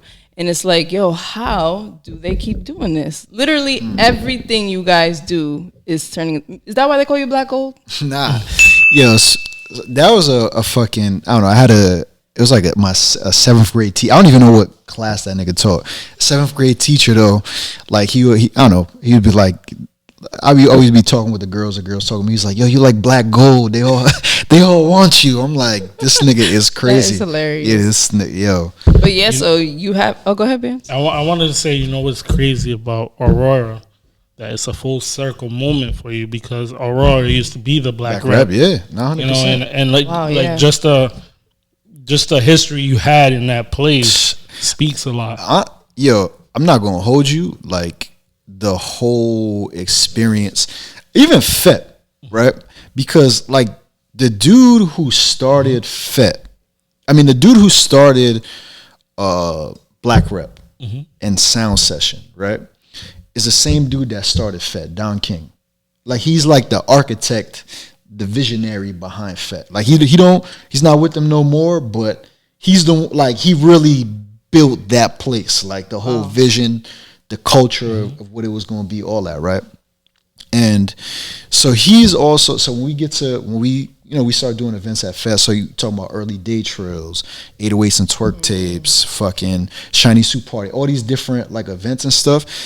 Like, he, like, we used to have a lot of meetings with this dude. So when he was at Black Rep, I had no fucking idea who he is. I never met him, but obviously I knew what Black Rep was. I knew what Sound Session was. But then when we got to FET, we really got to build. And, I don't think, if we never met Don King, I don't know where Stay Silent would be. Wow, that speaks volumes. Because he put us onto a lot of game as far as like, you know, he's like the first person I ever heard use the word, you guys are building like a cultural institution. You know, and this is That's powerful. This is a dude. You guys did. Yo, but I never knew, you know what I'm saying? Like, to me, it's like I never knew what that meant. And this is a dude that's from Chad Brown and went to Brown University. Jeez. Like, you know what I'm saying? Whoa. So I never, you know what I mean? But before that, like, he's like the first person, you know, like now everybody call people like king and queen. And like he was the first person. I remember being like one day, like we sitting down in the Fed basement, we talking about something, and he's like, yo, you're a king. You know what I'm saying? Like he was like talking about like divine energy. Like I never heard anybody use any of them. That was rare in those days. You know what I'm saying? It's like 2013, 2014, and he's telling me this. You know what I'm saying? So like it's crazy how all of those things connect, like Black Rep to Fed, then going back, bringing that energy back to that place. Because you got, I don't know, like before we was doing Aurora, it wasn't no black people shit happening there. No. At least not that was impacting on the city level. Yeah, no, not at all. And for those watching and listening, Stay Silent is a marketing agency. Is that what? I would say a creative platform. Creative platform. That's what I used to. Obviously, like we've expanded. We dive deep into, you know, like marketing, design, products, but I would say just a creative platform, like a place for us to get off our ideas. Yeah, that's humble. Stay Silent is the biggest, in my humble opinion. I am only 29 years young, so I can't speak for the past. I can only speak from what I am witnessing here. Stay Silent has shifted the culture. Like, I'm wearing a PVD hat, you know. Shout out to y'all with the fire merch. But I hated Providence. I hated it. I was like, yo, I can't wait to leave here. You know, niggas always want to go to New York. Yeah. And something just happened, like where Stay Silent really made a lot of people proud to be from Providence. From the parties to the merch to the way y'all handle yourself and carry yourself. When you walk into a room, everybody's, oh, that's Jay, oh, that's Serena. Even to your friends, people know them. They're like, it's like the people. It's like, to me, like it's crazy because I appreciate that shit. Like I guess like it's funny because obviously I don't particularly look at it like that. Like I do think that we have impacted the culture. And we have done a lot, but what's interesting is like I feel like we've always had it in Rhode Island. It's just like people never, you know, like I think social media plays a big part because like for me, I'll give a big shout out to say like C&J Records, like that. Yo, till this day, shout out CR the Beast. Yo, hope you're doing well. He's down in Florida. I know he's had a lot of like health complications and stuff, but I learned a lot from just watching that dude when I was like in 6th grade. I mean, but people gain knowledge all the time and don't know how to apply it. But this what I'm saying is, you know, like them dudes took it to a certain level. But if you wasn't tapped into basementflavor.net, if you wasn't going to Skippy White's 20s back then in the raw days when the battles was going on at Empire, or even the old school Met Cafe. A shout to Unity Open Mic Night. You know what I'm saying? Like there was things popping. Jinsu, Chachi, Swanati, Roulette, Jerky. Yeah, exactly. The apartment, the living room. Like, you know what I'm saying? Like, actually, not the living room. I'm bugging. The living room across the street from Coca-Cola factory. You know what I'm saying? Like, it was a lot. I could take it even a little back more. It wasn't in Providence, but Barry's. Barry, come on, man. Yeah. Like, all ages, stars. So all ages. So that's what I'm saying is like. So for me, I'm a product of that. Like, you know what I mean? Like I watch, I observe. Obviously, in Rhode Island, we've always had the New York influence. You know what I mean? Like and I think most we're in the middle. Even most places in the country, like New York was like the North Star. I mean, that's where hip hop grew. That's where hip hop started. So of course they would be. But I never understood. For me, I think the only thing different is like we was really proud to be from here. Like, you know what I'm saying? Like we that like if I think there's anything that we really contributed to like Rhode Island is that we kind of gave this shit an identity. We gave it a symbol. So like when you think about it, like the PVD hat is like, yo, for me, you know, everybody know, yeah, I do have hair, you know what I'm saying? But everybody, you know, I wear People ask you if you're bald? Yeah, because I wear so many hats. Like, but I've always worn hats since like high school, college. Like that's always been my thing, right? So, you know, New York hat. I would wear every team, and I remember like Hill too, always wearing hats and shit like that. So we was, and you know, some people might not like this. They might not agree. Okay. But we was the first niggas wearing Pawtucket Ross Paul Sox hats. Yo, check the photos, big facts. Check the dates. It was a lot of niggas asking when me, Hill, Bros, like I mean when we was on that wave, Drewski, shout to Swagner, all them, you know what I'm saying? When we was on that wave, it was a lot of just ran into him the other day, Swagner. Yo, he was original live from the dorm room. Like Swag, he used to run the boards, him and Ho Sway. Oh, Sway, that's my guy. Back then it was just bought. You had two type of people that only wore New York hats and nothing else, or people that wore Boston hats, and you know occasionally you'll see them with a Pirates hat. Yeah. You know that was or Cincinnati Reds. Cincinnati Reds. So for us, that was like we was going out of town a lot. So whether it's Howard Homecoming, Miami, Atlanta, like wherever we was going, so it's like, yo, how we gonna represent? So we used to wear Paul Sox hats. So that was like our thing, you know what I'm saying? And we used to wear the Providence tees from the Army Navy store. Oh, like that, like some piece of that store. Like that was like our whole wave. So me and Hill, like I still got this shit in my room till this day.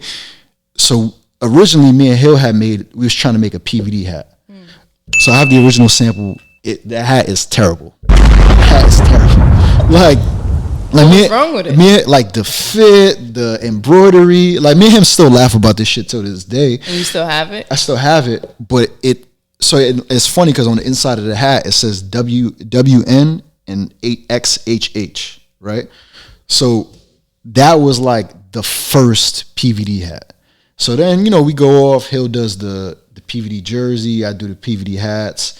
And then, you know, like, but I feel like that created a identity. And then just even saying PVD, like that's an airport code. Yeah. Because before we used to just call it P-Town. You remember those days? I remember that. Or Prav City.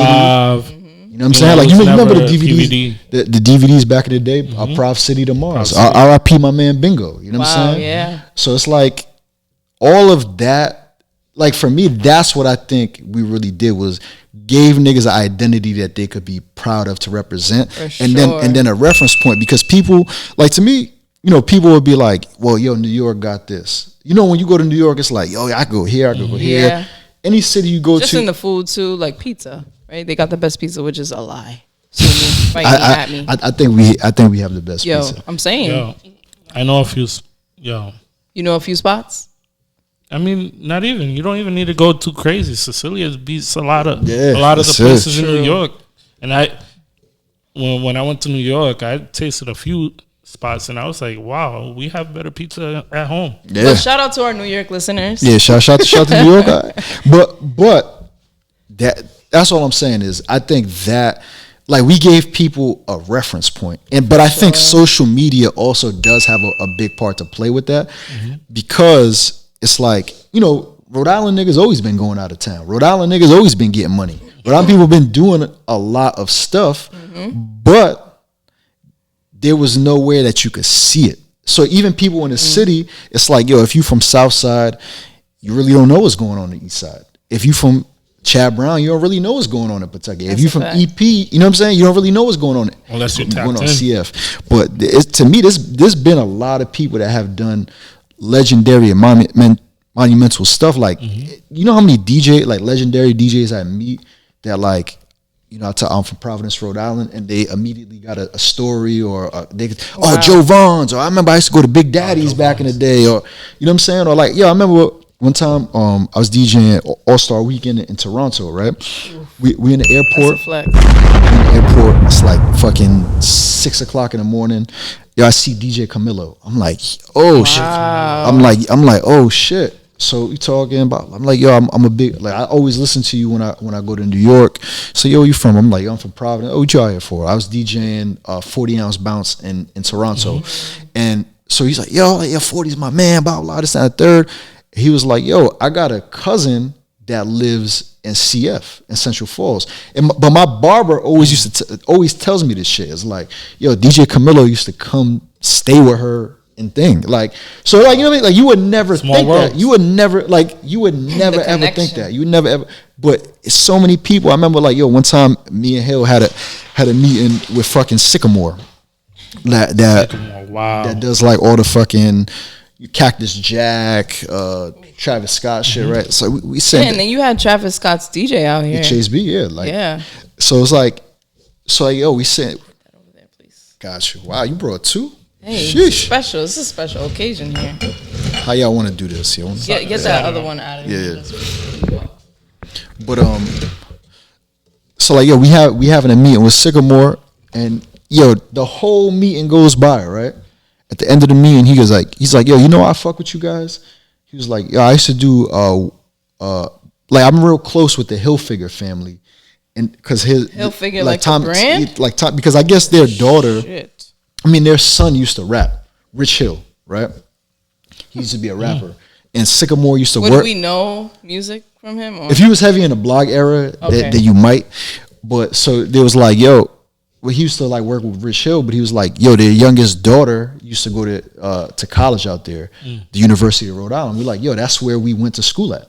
So it's like, you know what I'm saying? Like, it's always like these small ass things. Yo, that's crazy, because I've experienced some things like that, and I'm like, wow, that was crazy. Like, you don't think about it in the moment, but after a while, you start thinking about it, and you see the connection, and you're like, wow, like, man, how small this world is no coincidence. It's really no coincidence. Bro, to me, Rhode Island is one of the illest places in the world. Yo, I say that all the time, 100%. And I haven't even been around. And I'm telling you this, 100%. Like, and I'm gonna give credit to Rhode Island DJs, because I think I'm gonna give credit to Rhode Island DJs, because I don't think Rhode Island DJs get enough credit.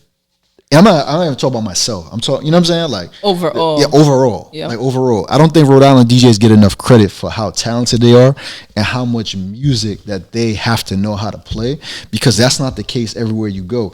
And I didn't really realize that. That's a good point. Like, in Atlanta, they just play Atlanta music. They just play, like, yo, you will not hear a reggae song. Yeah, I mean, you might hear an Afrobeat song now. Like, but you will hear trap music all night, hip hop all night. Like, that's just what they do. That's so wild. But to me, I never really realized how interesting, like, just the Northeast is in that way. Like, till I started going to New York, and they'll be like, yo, and mind you, New York got every fucking culture in the world. And they'll be like, yo, how do you know how to play reggae music? How do you know how to play Caribbean music? How do you know what I'm saying? Like, how do you know how to play Haitian, like, whatever, all these different types of music. And I'm like, yo, or like, even I might throw on a Spanish joint. They're like, yo, how do you know this? Yeah. But here, that's how we live. You know what I'm saying? It's because you've been exposed to all this stuff, so now when you go in front of the world, you know what you're doing, and they're like, wow, how do you know that? It's because, you know, everybody thinks that, like, where they're from is just a spot where, you know, you have all these different types of people. Yeah. You know, so we're a melting pot. Like, there's everything here. I mean, I think it also depends on how you were raised, because I listen to everything from disco to hip hop to bachata, merengue, of course, because I'm Dominican, and then Cape Verdean music, because I know so many Cape Verdeans. I've even listened to, like, Asian music, K-pop. I would say shout to the Sweet 16, shout to the quinceañeras. Like, that shit was, like, when we was coming up, that shit was lit. I don't know about, obviously, I don't know about now. Like, if they even still the doing kids that. today, they don't dance. But that shit was lit. Like, yeah. You used to be, yo, the Portuguese social club on School Street in Pawtucket, that was like, to me, that was like the first club. You know what I'm saying? Fact. Everybody had their C16 out there, baby showers, everything. Yeah, like, so everybody's interconnected. Like, and that's the beauty of Providence, I think, is that it's small, So everybody gets the chance to really know each other. And I wish that we took advantage of that. It's happening though. It is happening. I just think that we want it to happen faster than it will organically. Yeah. Like, you know what I'm saying? Like, at the end of the day, we all not gonna like what everybody does. We're not all gonna fucking get along. Like I think the bare minimum is respect. Yeah. You know what I'm saying? 100%. But I also think the double-edged sword of being here with all of the positivity, you gotta remember, like I always like joke, I'm like, yo, like if you shit your pants in the 3rd grade, it's so small here that will carry you for your whole life. Somebody's gonna remember. Yeah, it's like, yo, you gonna be 40 and niggas gonna be like, yo, that's such and such that did this when it was in the 3rd grade. That's hilarious. You know what I'm saying? That's true. So I think that's the weird dynamic that we have here is like you have all these cultures, you have all of this stuff going on, but you can feel stuck because it's like you're always gonna be who they saw you as. Yeah. You know what I mean? So I want to speak to that because obviously Stay Silent has a lot of success. And I've heard people say, oh, they're bougie or, you know, they don't really collaborate. Gotta be though. So speak to that though.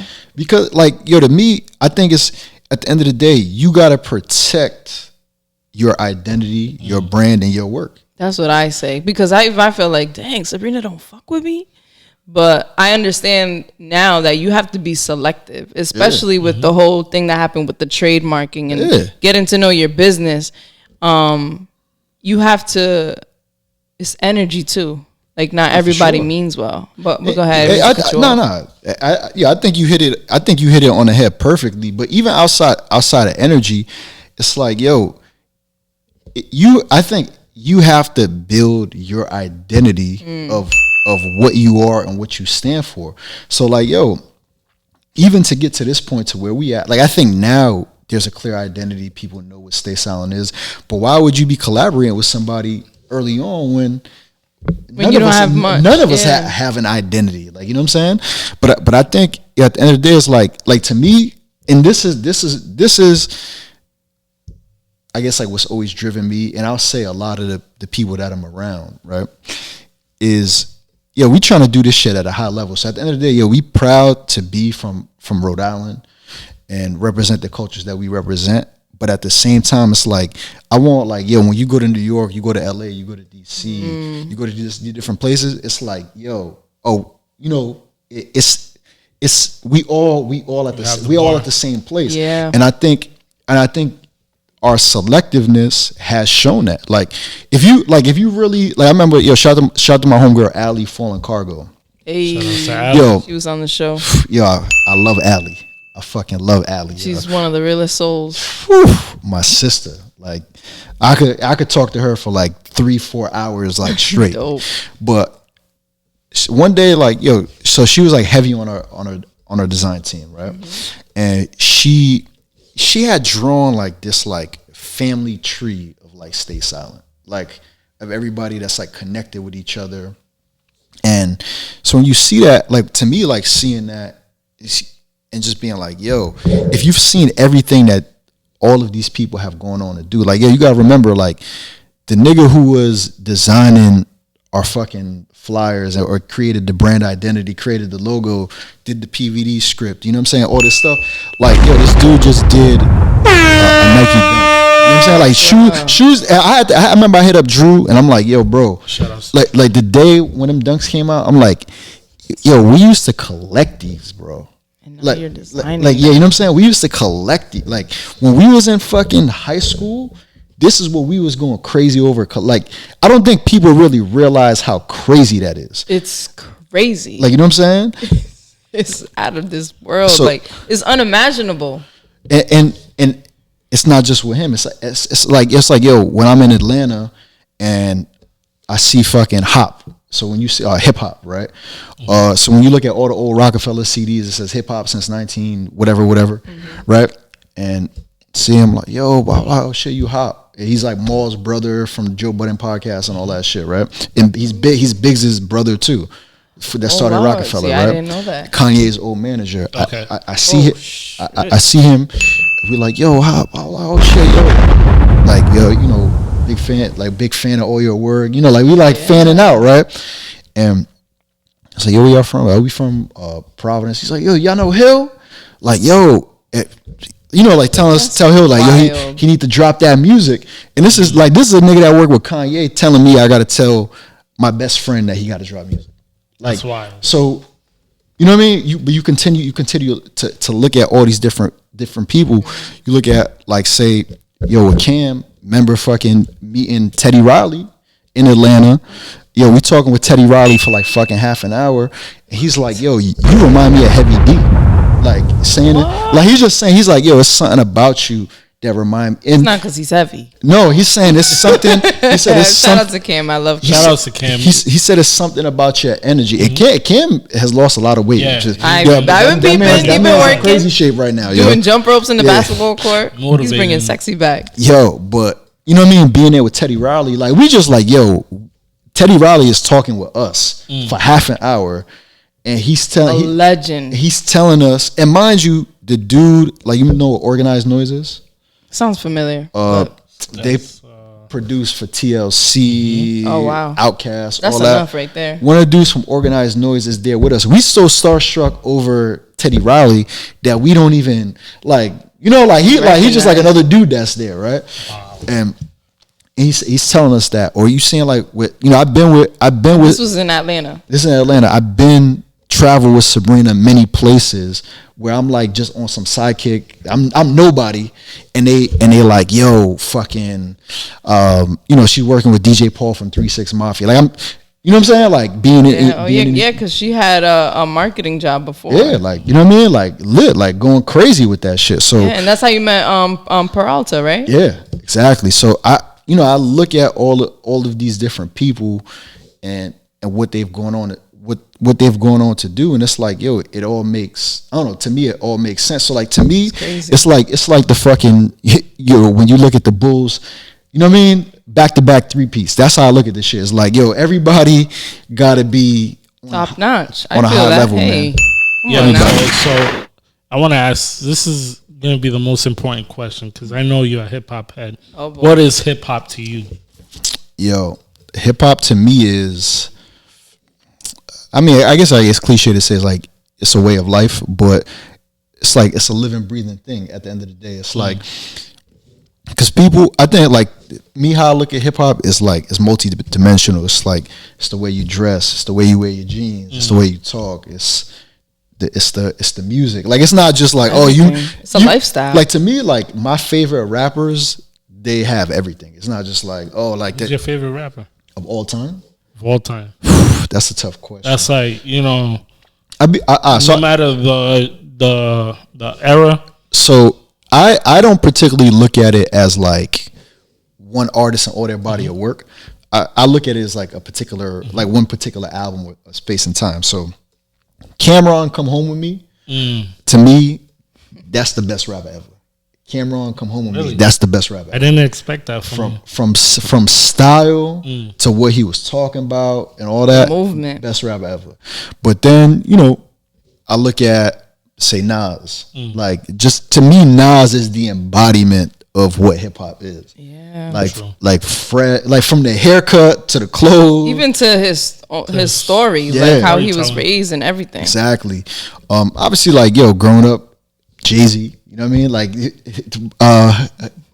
despite what people may think, me being a huge Cameron fan, like Jay-Z, but you know, like then somebody like Pusha T. Like, I remember, being in fucking high school and Clips, Re-Up Gang. You know what I'm saying? That was my shit. But to me, you know, even looking at Raekwon, you know what I'm saying? Like, the half moon part. To me, is the best haircut of all. Oh my gosh! And I think he still has it. Yeah, and he still does.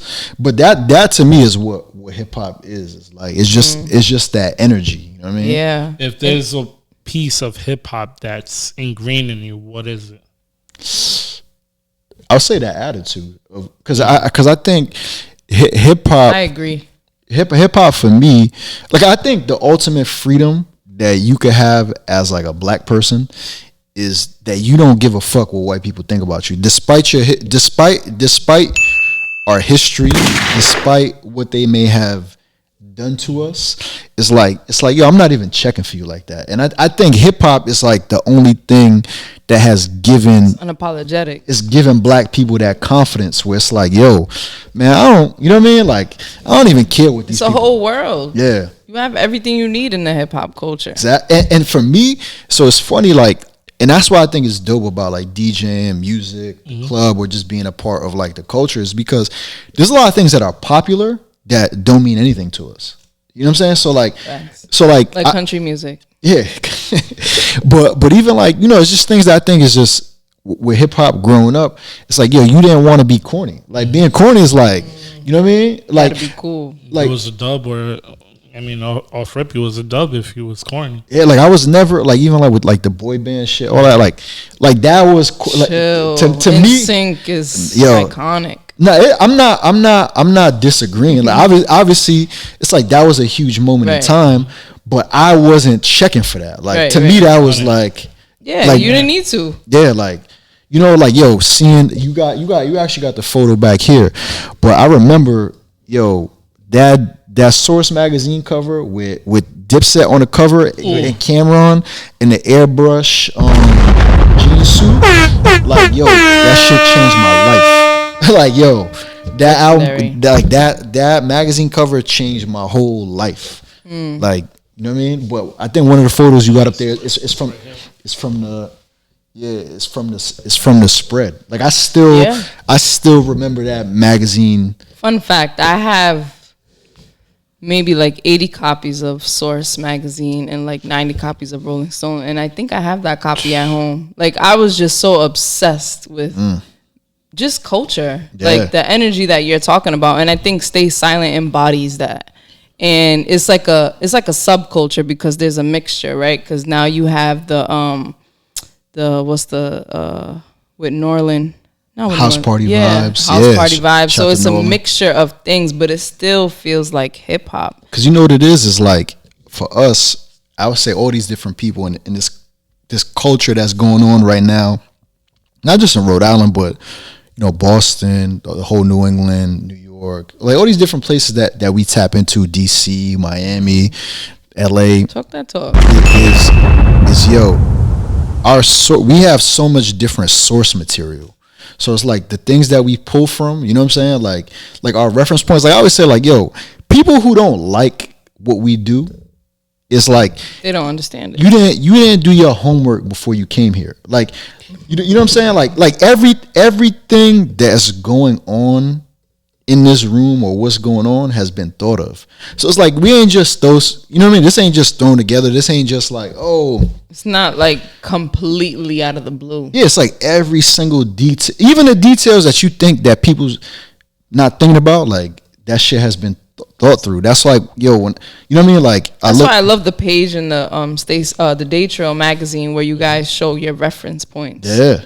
To really show like how you take from the culture and make it yours. For sure. You know what I'm saying? It's like, and that shit to me is vivid to me. You know what I mean? It's vivid to me, and I think those are always the people that I'm the most connected to. You know what I'm saying? So like even like the people I respect and I see what they're doing in the world is like, you know, because there's people that take like the most obvious reference points. Like it's like, oh, I take, you know, like it's like you know, like you say something, it's like, oh, everybody knows that photo, everybody knows that movie, but can you dig a layer deeper? And I think that's what hip hop is. You know what I'm saying? Yeah. So I think everything is recycled. No, exactly. It's like it's no idea under the sun that's original, but it's like, what's your perspective on that though? You know what I'm saying? Yeah, I like that. How can you make it original? Yeah. Yeah. But how can you show your flavor or why it's important to you? You know? I feel that. This is gonna be so sad, but how are you guys coping with like everything? Because you guys you're the king of outside. And yeah, I'm gonna run with that. That's funny. I listen. If you like it, I love it. But obviously, we are in the middle of a pandemic, and you know, by the grace of God, we're seeing numbers get lower. So a lot of things are opening outside. But I know that you guys have morals, and you're not rushing to have events. But how has it been since not being able to do what you do? I mean, yo, it's like it's like a twofold because I feel like this shit made everybody sit down and not just us, but everybody in the world, like hopefully sit down and think and get better. Like for me, it's like just figuring out like, well, what's really the purpose of this shit? You know what I'm saying? So like, I think coming out of COVID and all that, you know, I've sat down and really got to map out and be like, well, what do I want this to be remembered for? What's like my guiding star? And those are a lot of the different conversations that we have and shit, right? And that's like what I think is like the most that's come out of this for me, because like a lot of times when you're dealing with, I don't know, like when we're like dealing with COVID, and you know, it's like, yeah, you in a fucking crib, you know, live streams ain't really, it's not the same. It's not the same. But the group chat be lit. Yeah, it do be lit, but it's just not the same. Like being in front of people is just different. The transfer of energy. For sure. But I do think, you know, it made me sit down for a little bit and just. Is that the longest you sat in the house? Yo, oh my God, yes. Like since I was like 15, 16, like, you know, I really like it was to a point where like when I was like first like getting high as like a DJ, you know, my mom, she would be going to Cape Verde and she would offer, like, she's like, oh, you want to come? Blah, blah, blah. I'm like, no, like, yo, it's just picking up. Like, I gotta stay on their necks. I can't. But every time you just keep going, and it becomes more and more and more and more and more and more and more. Yeah, the workload don't stop. And so, because like then it's like once you hot, now you have to stay hot. Now you gotta, especially in this generation. Yeah. So for me, it was like the first time to just be like, yo, what's the purpose of all of this? You know what I mean? Like really sit down, think. You know, it was about to be the first summer without day trill. Shit, I'm sick to my stomach. Yeah, it was like last summer we didn't have. Oh my gosh, yes. Wow. What did you learn about yourself that you didn't know prior to the pandemic?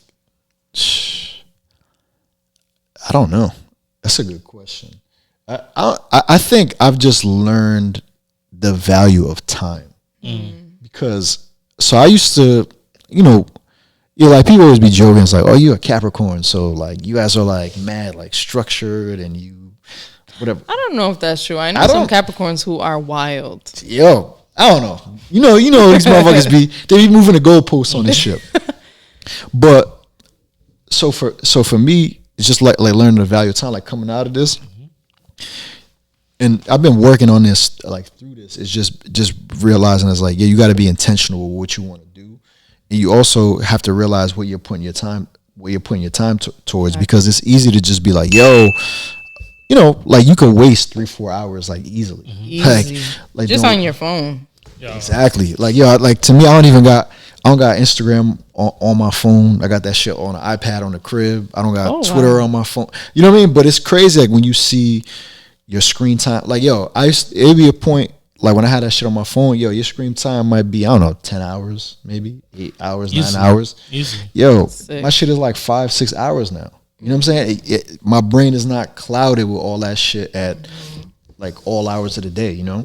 So where do you get your information from? Because I know I've heard a lot of people like say like, well, social media is the source of energy, even though information. Yeah. But like, for example, I can't believe I'm saying this out loud, but for the first time, rest in peace to DMX. Yo. We just lost him, right? Mm-hmm. Rough Rider.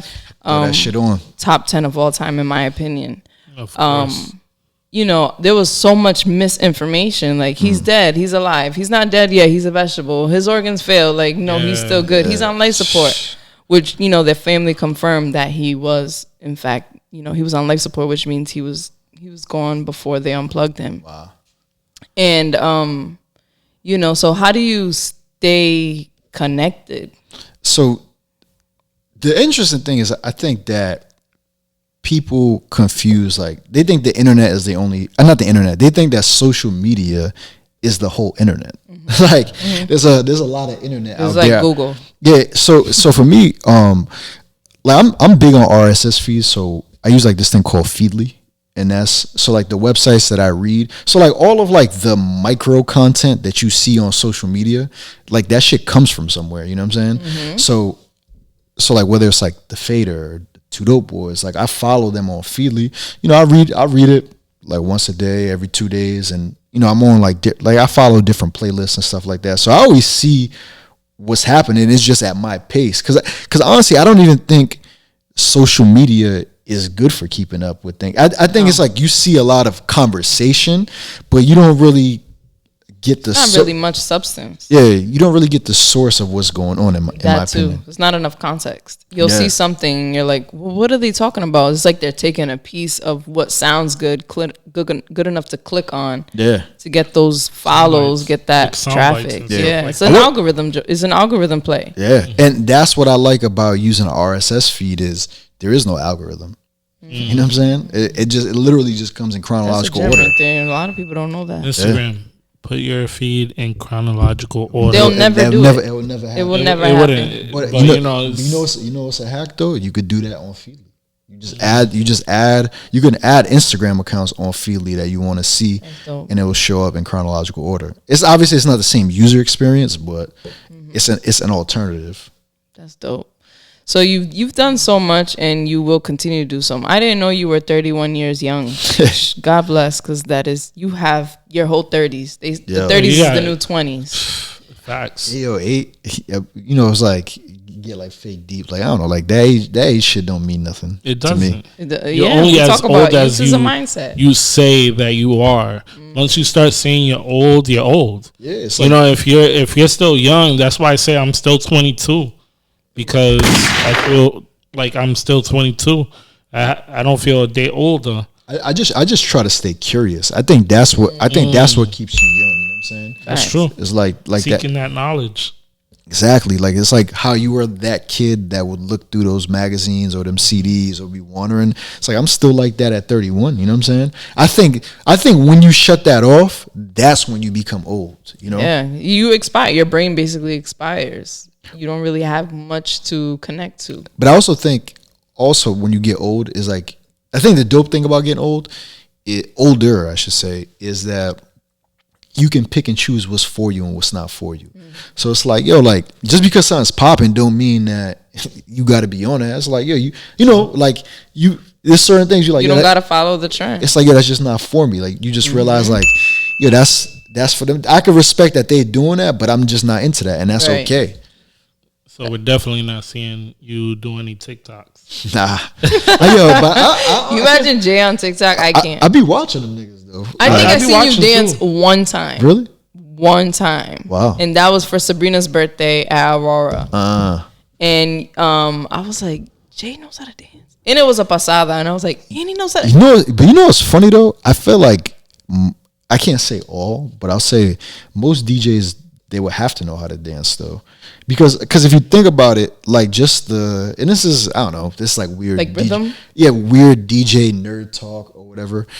It's like, you have to understand, like dancing is like mathematics.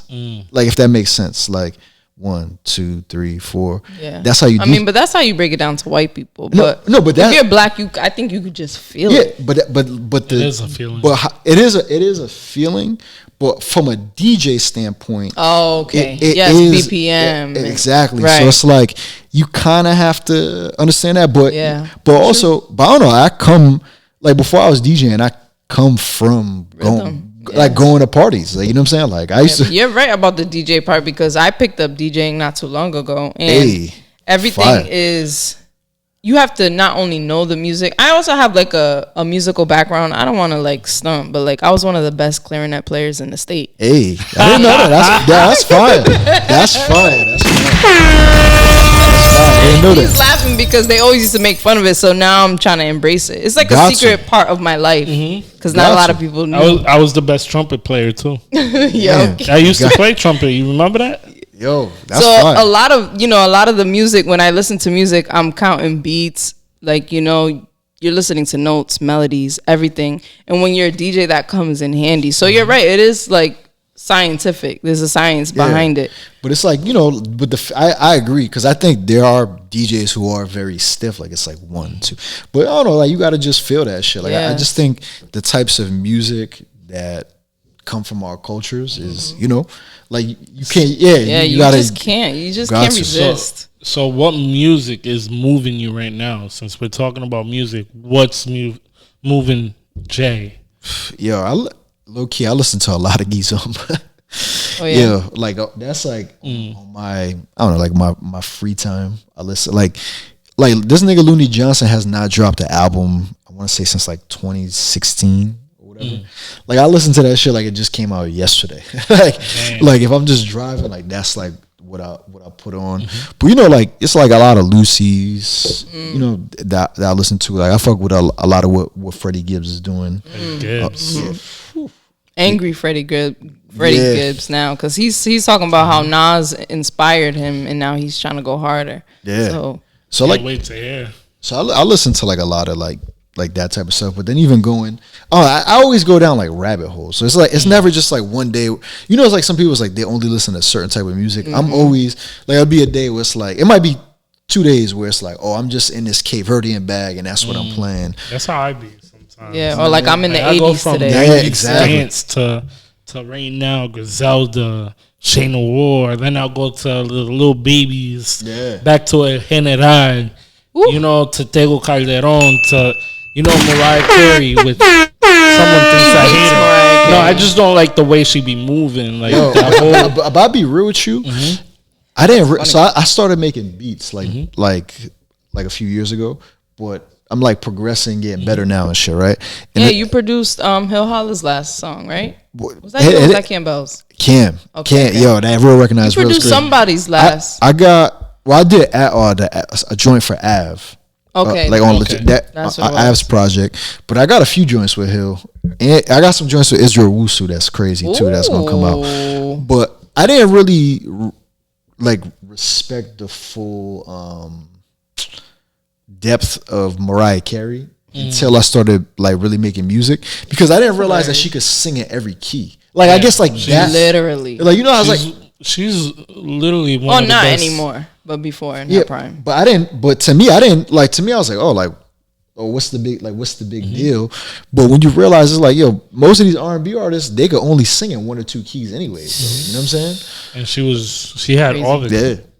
Yeah, she's a musician. Yeah, and her pen game's crazy too. Yeah, she wrote a lot of her stuff, and I didn't even know that. I thought people were writing for her, but she wrote some of her hits, just like Ashanti. I found out Ashanti wrote most of her hits. I'm like, but I'm a Mary J. Blige guy.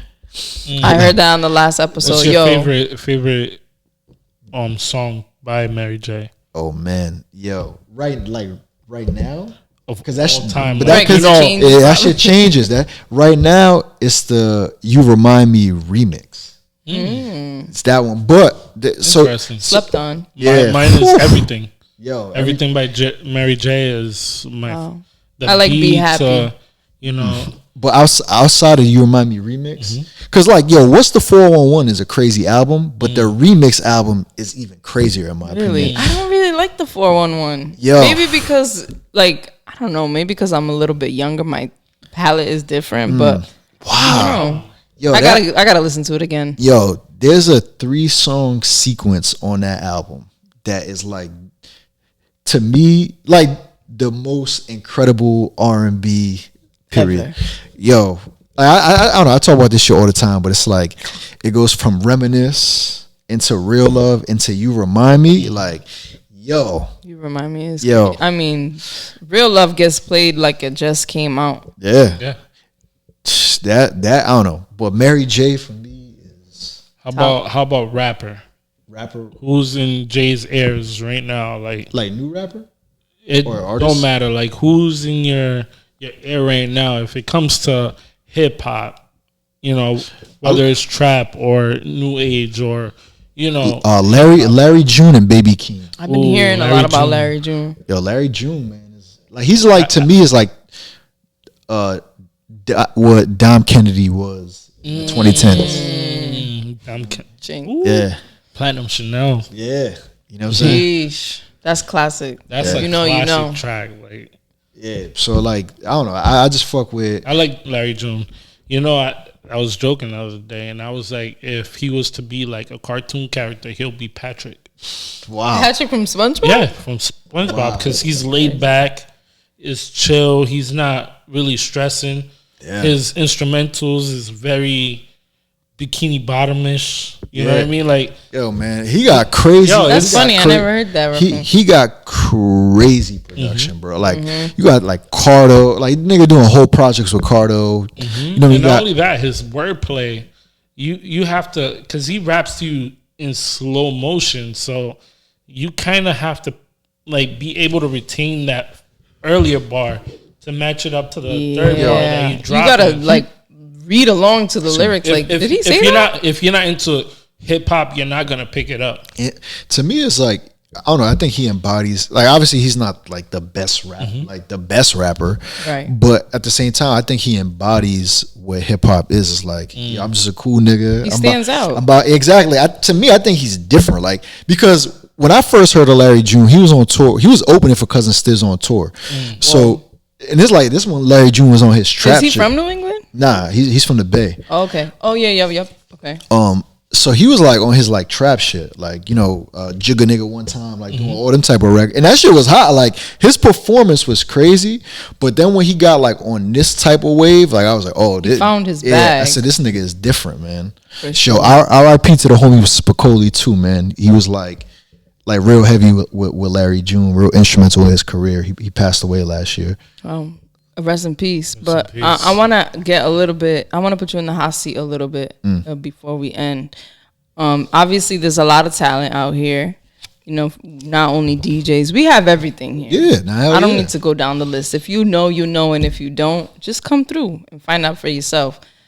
Who besides people in your camp you think has that it factor? But you can't name D Gomes and Lily Rain. Diamond, you can't name him. Yeah. Connected. You know, anybody connected to you can't be off it. If we being everybody's connected. Everybody's connected. But like, you know, someone that's not in your immediate circle. Yeah. Does it has to be just Rhode Island? Or it could just be anywhere? Let's do both. Yeah, let's do both. So for Providence, like obviously it's like, to me, like I'm real intrigued at like what I see what Israel Wusu and their camp's doing, and like, yo, this is a nigga who fucking like came in the trade one day and like his man, and they're like, yo, you know, like basically like, yo, play my music right now, like, you know what I'm saying? And we were fucking with them niggas, so we were like, y'all niggas is crazy. Yeah. And then to see him go from like that point, this is before Who's Gonna Love Me, like way before that. That is a record. It like that to what he's doing with Marlon on the keys. They got this homie Olu that he got some crazy like Afro. He works with Blessings brother. A Greatness. Yeah. Yo, shout out to A Greatness. That's my guy. I love A Greatness. Yeah. Oh, but before you go on, Trade. We didn't talk about Trade. Trade is a nonprofit that you founded with. Was it with Drew? Drew and Sabrina. Drew and Sabrina, yep. And so creative that entrepreneurship is a nonprofit space, and they give creatives the opportunity to make the space theirs. And we were fortunate enough to have that space for 4 days. Yeah, y'all had some good ass donuts that that shit. The pressure when Sabrina emailed me back like, yeah, so it's not just 1 day, it's 4. I told this story to Sabrina. I think I told you the story too. And then I had to come back to Ruben and Regina like, yo, so we can't just do 1 day. It has to be 4. And Regina's like, 4? And Ruben will go to the moon if you tell him we got a rocket ship. So he's down with whatever. But Regina was like, what are we going to do? And we figured it out. And so that space really pushes people to do their best or like think outside the box, and we had to do that. Continue. I want to give you personal thanks for letting us use that space, because it really, well, in my mind, I'm speaking for myself, in my mind, it really opened the possibilities that we had as a podcast. Yeah, I appreciate that shit. When we entered this with no guidance, no nothing, and you know, slowly we started getting into the scene. You know, I kind of was in the scene before, but just you know, as we reemerged, you know, it kind of gave me that notion where I can really do this. Like, this wasn't That's crazy. Like just me dreaming above what I can achieve. Mm-hmm. That's crazy. For sure. You know, so I want to give you that personal thanks. I appreciate that shit for real, man. Yeah, and we were mad amped. Like, we were like, we even gave you a nickname. We were like, that's Big Brother Jay. He came through to show his support. It was great. I met a lot of amazing people in that space. Yeah, like so many people that we didn't know came through. Israel Wusu, like the nigga just like, yo, he wasn't even talking. Like, it was like his mans was like, came up in there with the pressure, like, yo, like our shit is hot. Like, you know what I'm saying? Y'all got to fuck with us. And then I remember telling him, I'm like, yo, we're not gonna play your shit while you in here, because if that shit is whack, yo, we gonna let you have it. But then I remember I even hitting them niggas after, like, yo, this shit is dope, bro. Like, yo, keep doing what you're doing, and then to see what they're doing. Yeah. So I love what they're doing. Like, just I don't know, like their whole the branding, their whole team, their whole movement. Like, it's like, yo, you got my man Al making clothes. You got Marlon doing all the merchandise. That's just like APF, D Gomes. Their whole team moves. Even their hairstylist has her own business popping. Bro, like what D Gomes is doing right now is fucking ridiculous. Like, that shit is a different type of blueprint. And not to cut you guys off, and these are people that's gonna employ multiple people from here, and we're gonna, as everybody goes up in ranks and stuff, everybody's gonna give somebody that opportunity that a local job's not gonna give you. Yeah, and too, it's like, you got, like, for me, like, somebody like D Gomes is real special to see, because it's like, yo, that was literally like my next door neighbor. Like, you know what I'm saying? Like, I know his fucking twin sisters. You know what I'm saying? I know his whole. Like, I didn't even know he had a twin. I know, no, like he has sisters that are older than him, that are twins. You know what I'm saying? So it's like, like, I literally, like, I've known this nigga forever. So when I see this shit, that shit is like seeing like family like win. You know what I'm saying? Yeah. Like, it's it's like crazy. Like, I was telling you before we started recording that I've been helping teach this MPC Beats class, right? And when I seen like how, it's like, yo, at the end of the day, like, yo, like, I love D, I see what he's doing, but it's like sometimes when you're in proximity with somebody, you really don't understand the impact that they have on other people, right? Sure.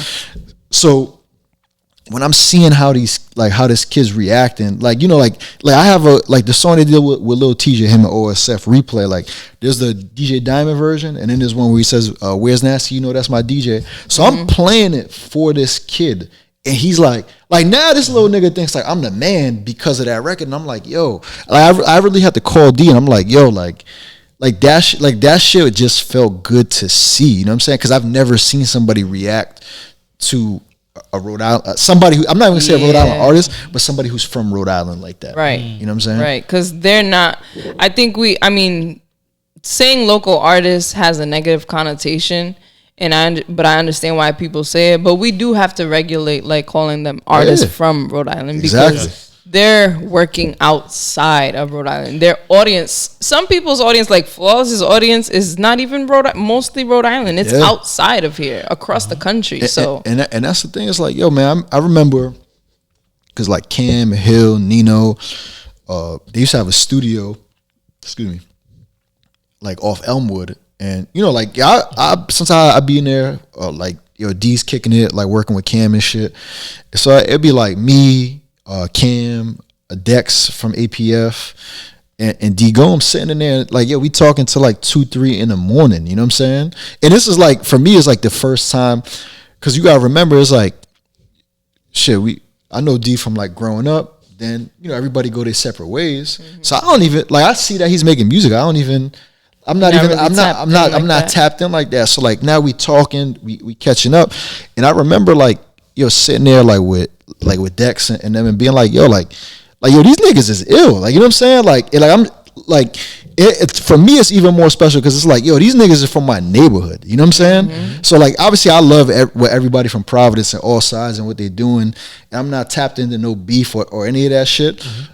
But it's like, yo, these niggas is like, we from the same street. Like, you know what I'm saying? Like, so that shit is, to me, is even more special. Like, I love seeing that shit. Mm-hmm. I love seeing that. And outside of Rhode Island, who's on the come up for you? Yo, like Boston, like New England, like regional. Say, so outside of like the Avs, you know what I mean, like the people, like the other people that use the usual suspects, Hefe Replays, Michael Christmas that you see me like running around with shit. They're like right now these Shooters Club music dudes, like they going crazy up in Boston right now. Shout to Moolah Mitch, like he got a crazy record called Side Street. I just like, I don't know, like they got a good energy, but then I also like Kadeem, like, you know what I'm saying, like Kadeem's really dope, heavy. Like to me, if Hill and Ave were to expand their like group project, what they doing, like Kadeem would be like the crazy third. You know what I'm saying? Like, you know how it's like ASAP Mob. Not even that. Like when you talking about like Raekwon, Ghostface, and then like how Capadonna would just come in. Like, you know what I'm saying? Like hood fly shit. Exactly. Like I feel like they would have a crazy, the chemistry is there. Crazy energy. That's dope. So what can we expect from you personally, like in your own career path, and then with Stay Silent? I think now is getting to, like, I think I've personally, and this will help with Stay Silent, I think I've really figured out how this shit works. So like, when you see like 2015, just contrary to people's belief or whatever, like when in 2015, when I was like running around and said like I'm doing stuff with Two Dope Boys, and we'll do a documentary with Stiz or 21 Savage, Frank the Butcher, like doing all this different shit.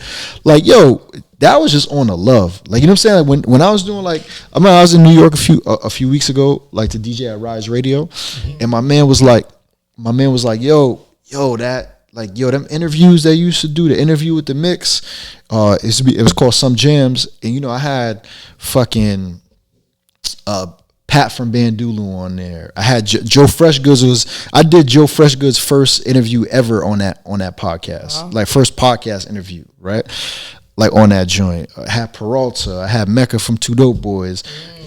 I was just doing that just off the love. Like I wasn't like on some like I didn't really. It wasn't like a strategy. Yeah, I didn't have a strategy. It was like I was just so in tune with this culture, and I believed in these people that I just wanted, like I just like doing that. There was no reason. I didn't think I was gonna blow up. You know what I'm saying? I just thought, I just fuck with these people, and people should know these people. And this is before they may be who they are today.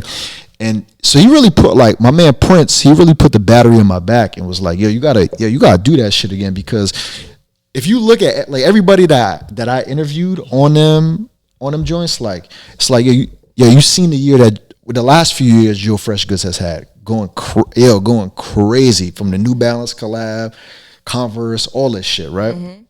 You look at Pat. He just did Pat from Bandulu just did a Converse collab. You see where Stiz is at. You see where 21 Savage is at. Like, you know what I'm saying? You see all these, and these are just people. I was just fans of their music. So now that I really understand how this game works, from like I always knew like. I could always be tapped into what's going on, and I was always good at You're low-key and A&R. But like being able to like market, like I always been able to do that, but now understanding how to present these things, you know what I'm saying? Like to be like, I'm gonna do a series of that's 6 episodes, and and y'all also did something with I can't believe his name is slipping my mind right now, with the college. What's his name? He was on the show with Joe Budden and Remy Ma. Jinx. Yeah. Oh. The in Combat, you got to meet Combat Jack. To me, Jinx is the most important voice in hip hop. They just haven't let my nigga go crazy yet. When they let Jinx go crazy, like when they really let him go crazy, like I don't think there's. He's like a hip hop nerd. Like he knows it inside out. Culture, like not even just hip hop. Like I think. He studied the game. He studied the game in and out. Jinx is different. Like Jinx is different. Like they gotta, you know what I mean? Like let him shine. You know what I mean? Like I don't think he's been. And I'm not trying to talk out of turn, but I just don't think that in the situations that I'm perceiving from the outside, right? Like the way like that he understands culture. Like, I don't even think people really understand like how much this nigga really is like the god with this shit. You know? That speaks volumes. Yeah. So before we wrap up, I want you to let anybody watching who may be starting a DJ career, you know, or any type of career, some advice or some words of encouragement for them to keep going and, you know, strategize on their own. Yo, fuck what they think and just try. Try and just do that shit.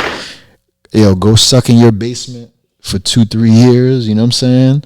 Go out on the world, go suck and just get better. Like, listen to everything that they say that you can't do, then go work on that. Like, don't let that stuff discourage you. Like, be open enough to, you know, take the good, take the bad.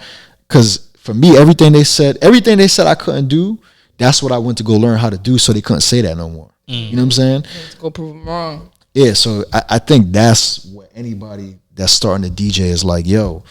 And two, outside of that, I would say if you get the opportunity, go study DJs from outside of here. Like, obviously there's a lot of dope DJs, and I think this is where you get your start and you see, you know, what's going on and who's doing what and who's who. But yo, go to New York, go to DC, go to LA, go to Miami, you know what I'm saying? Go see how people's playing, you know what I'm saying? And the last thing I would say is, if you have the opportunity, record all of your DJ sets so you can listen back to it. Like, almost like how, like, if you play football or basketball, you have a game tape. Watch your plays. Yeah. Like, so you can listen to that and then listen to other like, to me, I used to listen to Mr. C on the radio. And, you know, I just be like, yo, how the fuck did he do that? Like, and then I would just like be trying to figure that shit out. So that's dope. That's you'd be surprised. I'm watching this Ruckus, because Ruckus is like my Mr. Miyagi right now. He showed me this little girl who's like, I think she's like 9. Yeah. Transitions are crazy. Yeah. I'm like, yo. But you know, you sometimes you do yourself a disservice by looking just in your home. Yes. Even though your home is dope, but there's just outsiders who are doing it crazy. True. I'd be real with you. Like, for me, I learned, like, I came up from under Ruckus. Like, you know what I'm saying? I learned a lot. Like, despite whatever, you know, static or where me and him may sit, or we might not see eye to eye, it's like, yo, as a DJ, I could never take away what I learned from just watching. Like, he's a dude that I seen take the club from, yo, like, you know, like how it's like some DJs where you see them DJ and it's like, you know, it might take them like 10-15 minutes to get the club going. Like, yo, this nigga used to, like, he'll go in the club and, yo, just get on the mic and that shit will start going crazy. So like, I used to like pay attention to like all of that stuff and really watch, you know what I'm saying? Like so he's a good person to definitely learn from, because you got to remember, it's like when I said, like, me and Diamond, we come from the DJ Lefty lineage, but we also both came from under Ruckus. You know what I'm saying? So yeah, it's the OGs. You got to pay attention to what they're doing, because if they did it best, you can only take that and become better. Yeah. Exactly. You know, how does it go, Mr. Miyagi? Wax on, wax off. Yeah. So yeah, what can the followers find you? That way, you know, if they're not following you, they can. Instagram, Twitter, at Where's Nasty, where'snasty.com. Stay Silent PVD, Instagram, Twitter, SoundCloud. That Twitch, Anchor, everywhere. Yeah, you know what I'm saying? Like, y'all know, at this point, just Google. You could Google it and links will come up. Oof, Google. Right. Good SEO. You know what I'm saying? Good SEO. So, well, you wanna? No. Okay. Thank you, Jay, for coming through. We had to bring out the road. I think this episode was the longest interview we've had in a long time. I talk a lot. No. That's good. We talk a lot too. So this got to be a special episode on its own. So nice. Thank you for coming through. Thank you for sitting down with us. Thank you for supporting us when we were at Trade. thank you for being a great example on how to move and how to be. Y'all are pioneers for the next generation. We're seeing things with you that we didn't get to see.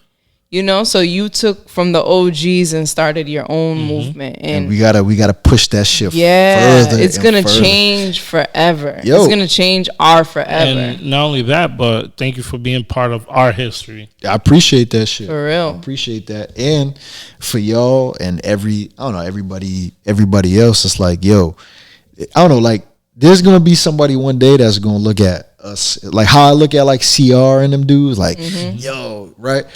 And you know, I might talk with CR now, and he's like, yo, you're killing it. You're doing this. Like, I know for a fact there's gonna be like there's somebody in their basement right now that like 10 years from now, 15 years from now, like be like, yo, y'all them niggas right now. Like, y'all killing it. Perfect. So you gotta just stay crazy. You know what I mean? Stay crazy. I like that. I like that a lot. So you already know we're gonna kick it back.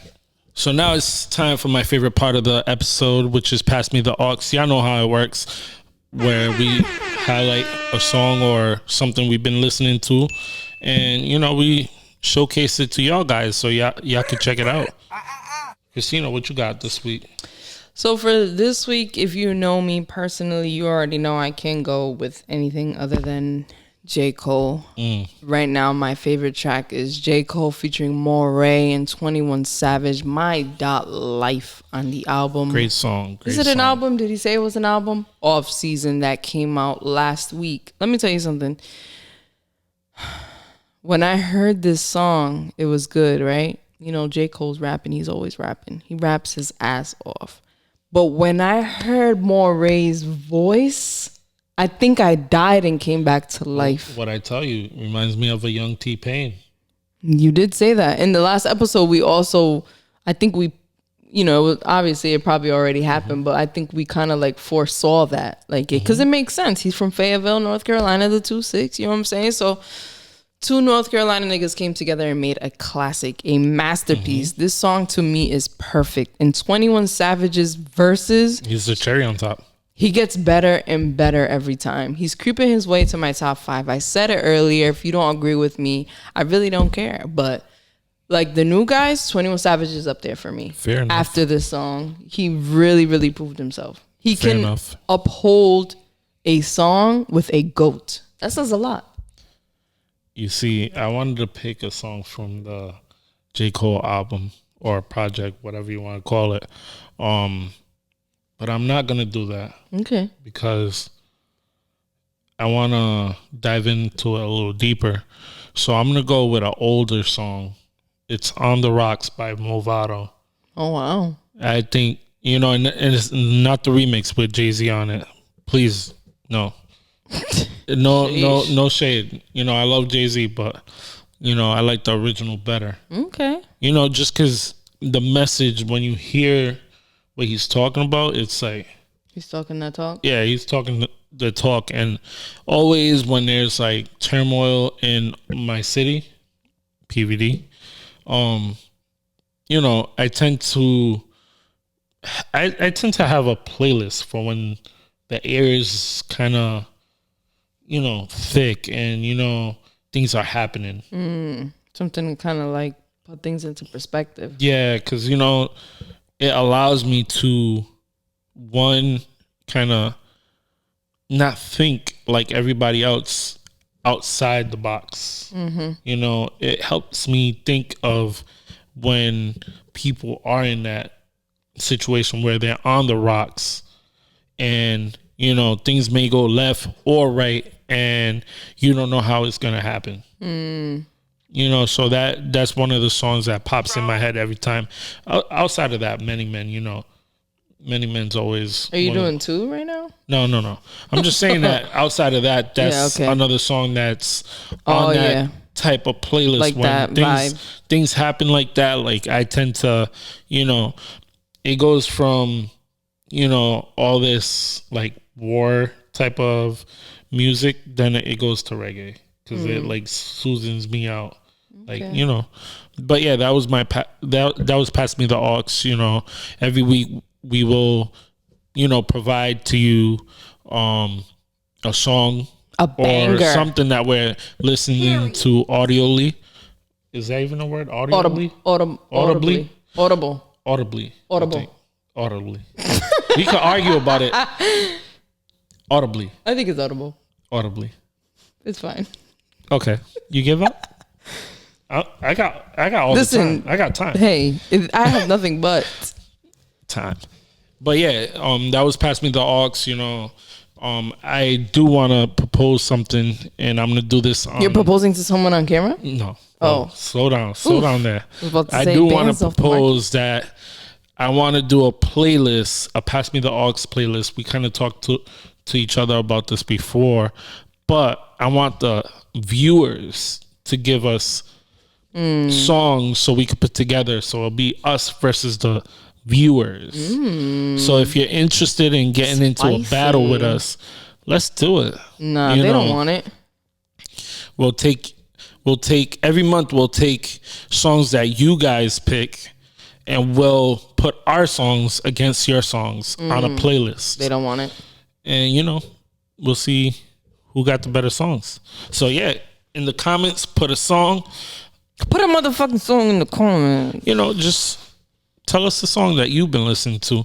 And it's also for exposure. If you've been listening to local people from the other side of the world, just put it in the comments. Period. Let us know what you're listening to. Pass me the aux. I'm passing you the aux.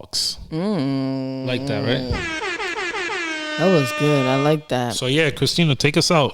Yes, thank you for tuning into episode 115. If you are not already subscribed to our YouTube channel, do that. You know what I'm saying? Hit that bell at the top so you can get notified every time we drop a new episode. If you are listening to us on Apple Podcasts, subscribe to us anywhere you can stream a podcast, rate and review us, and tune in for next week. And tomorrow we have a special guest with us who will be joining us from Mic Check, along with our host Wendell B. Jordan, Michael B. Jordan's cousin, Michael Jordan's nephew. Michael Jordan's nephew. We'll be talking about all things hip-hop, so tune into that. And thank you again. And this is the Spark Up Podcast. I am Cristina Sev. It's your boy Banz, and we are the Spark Up Podcast. It's a wrap.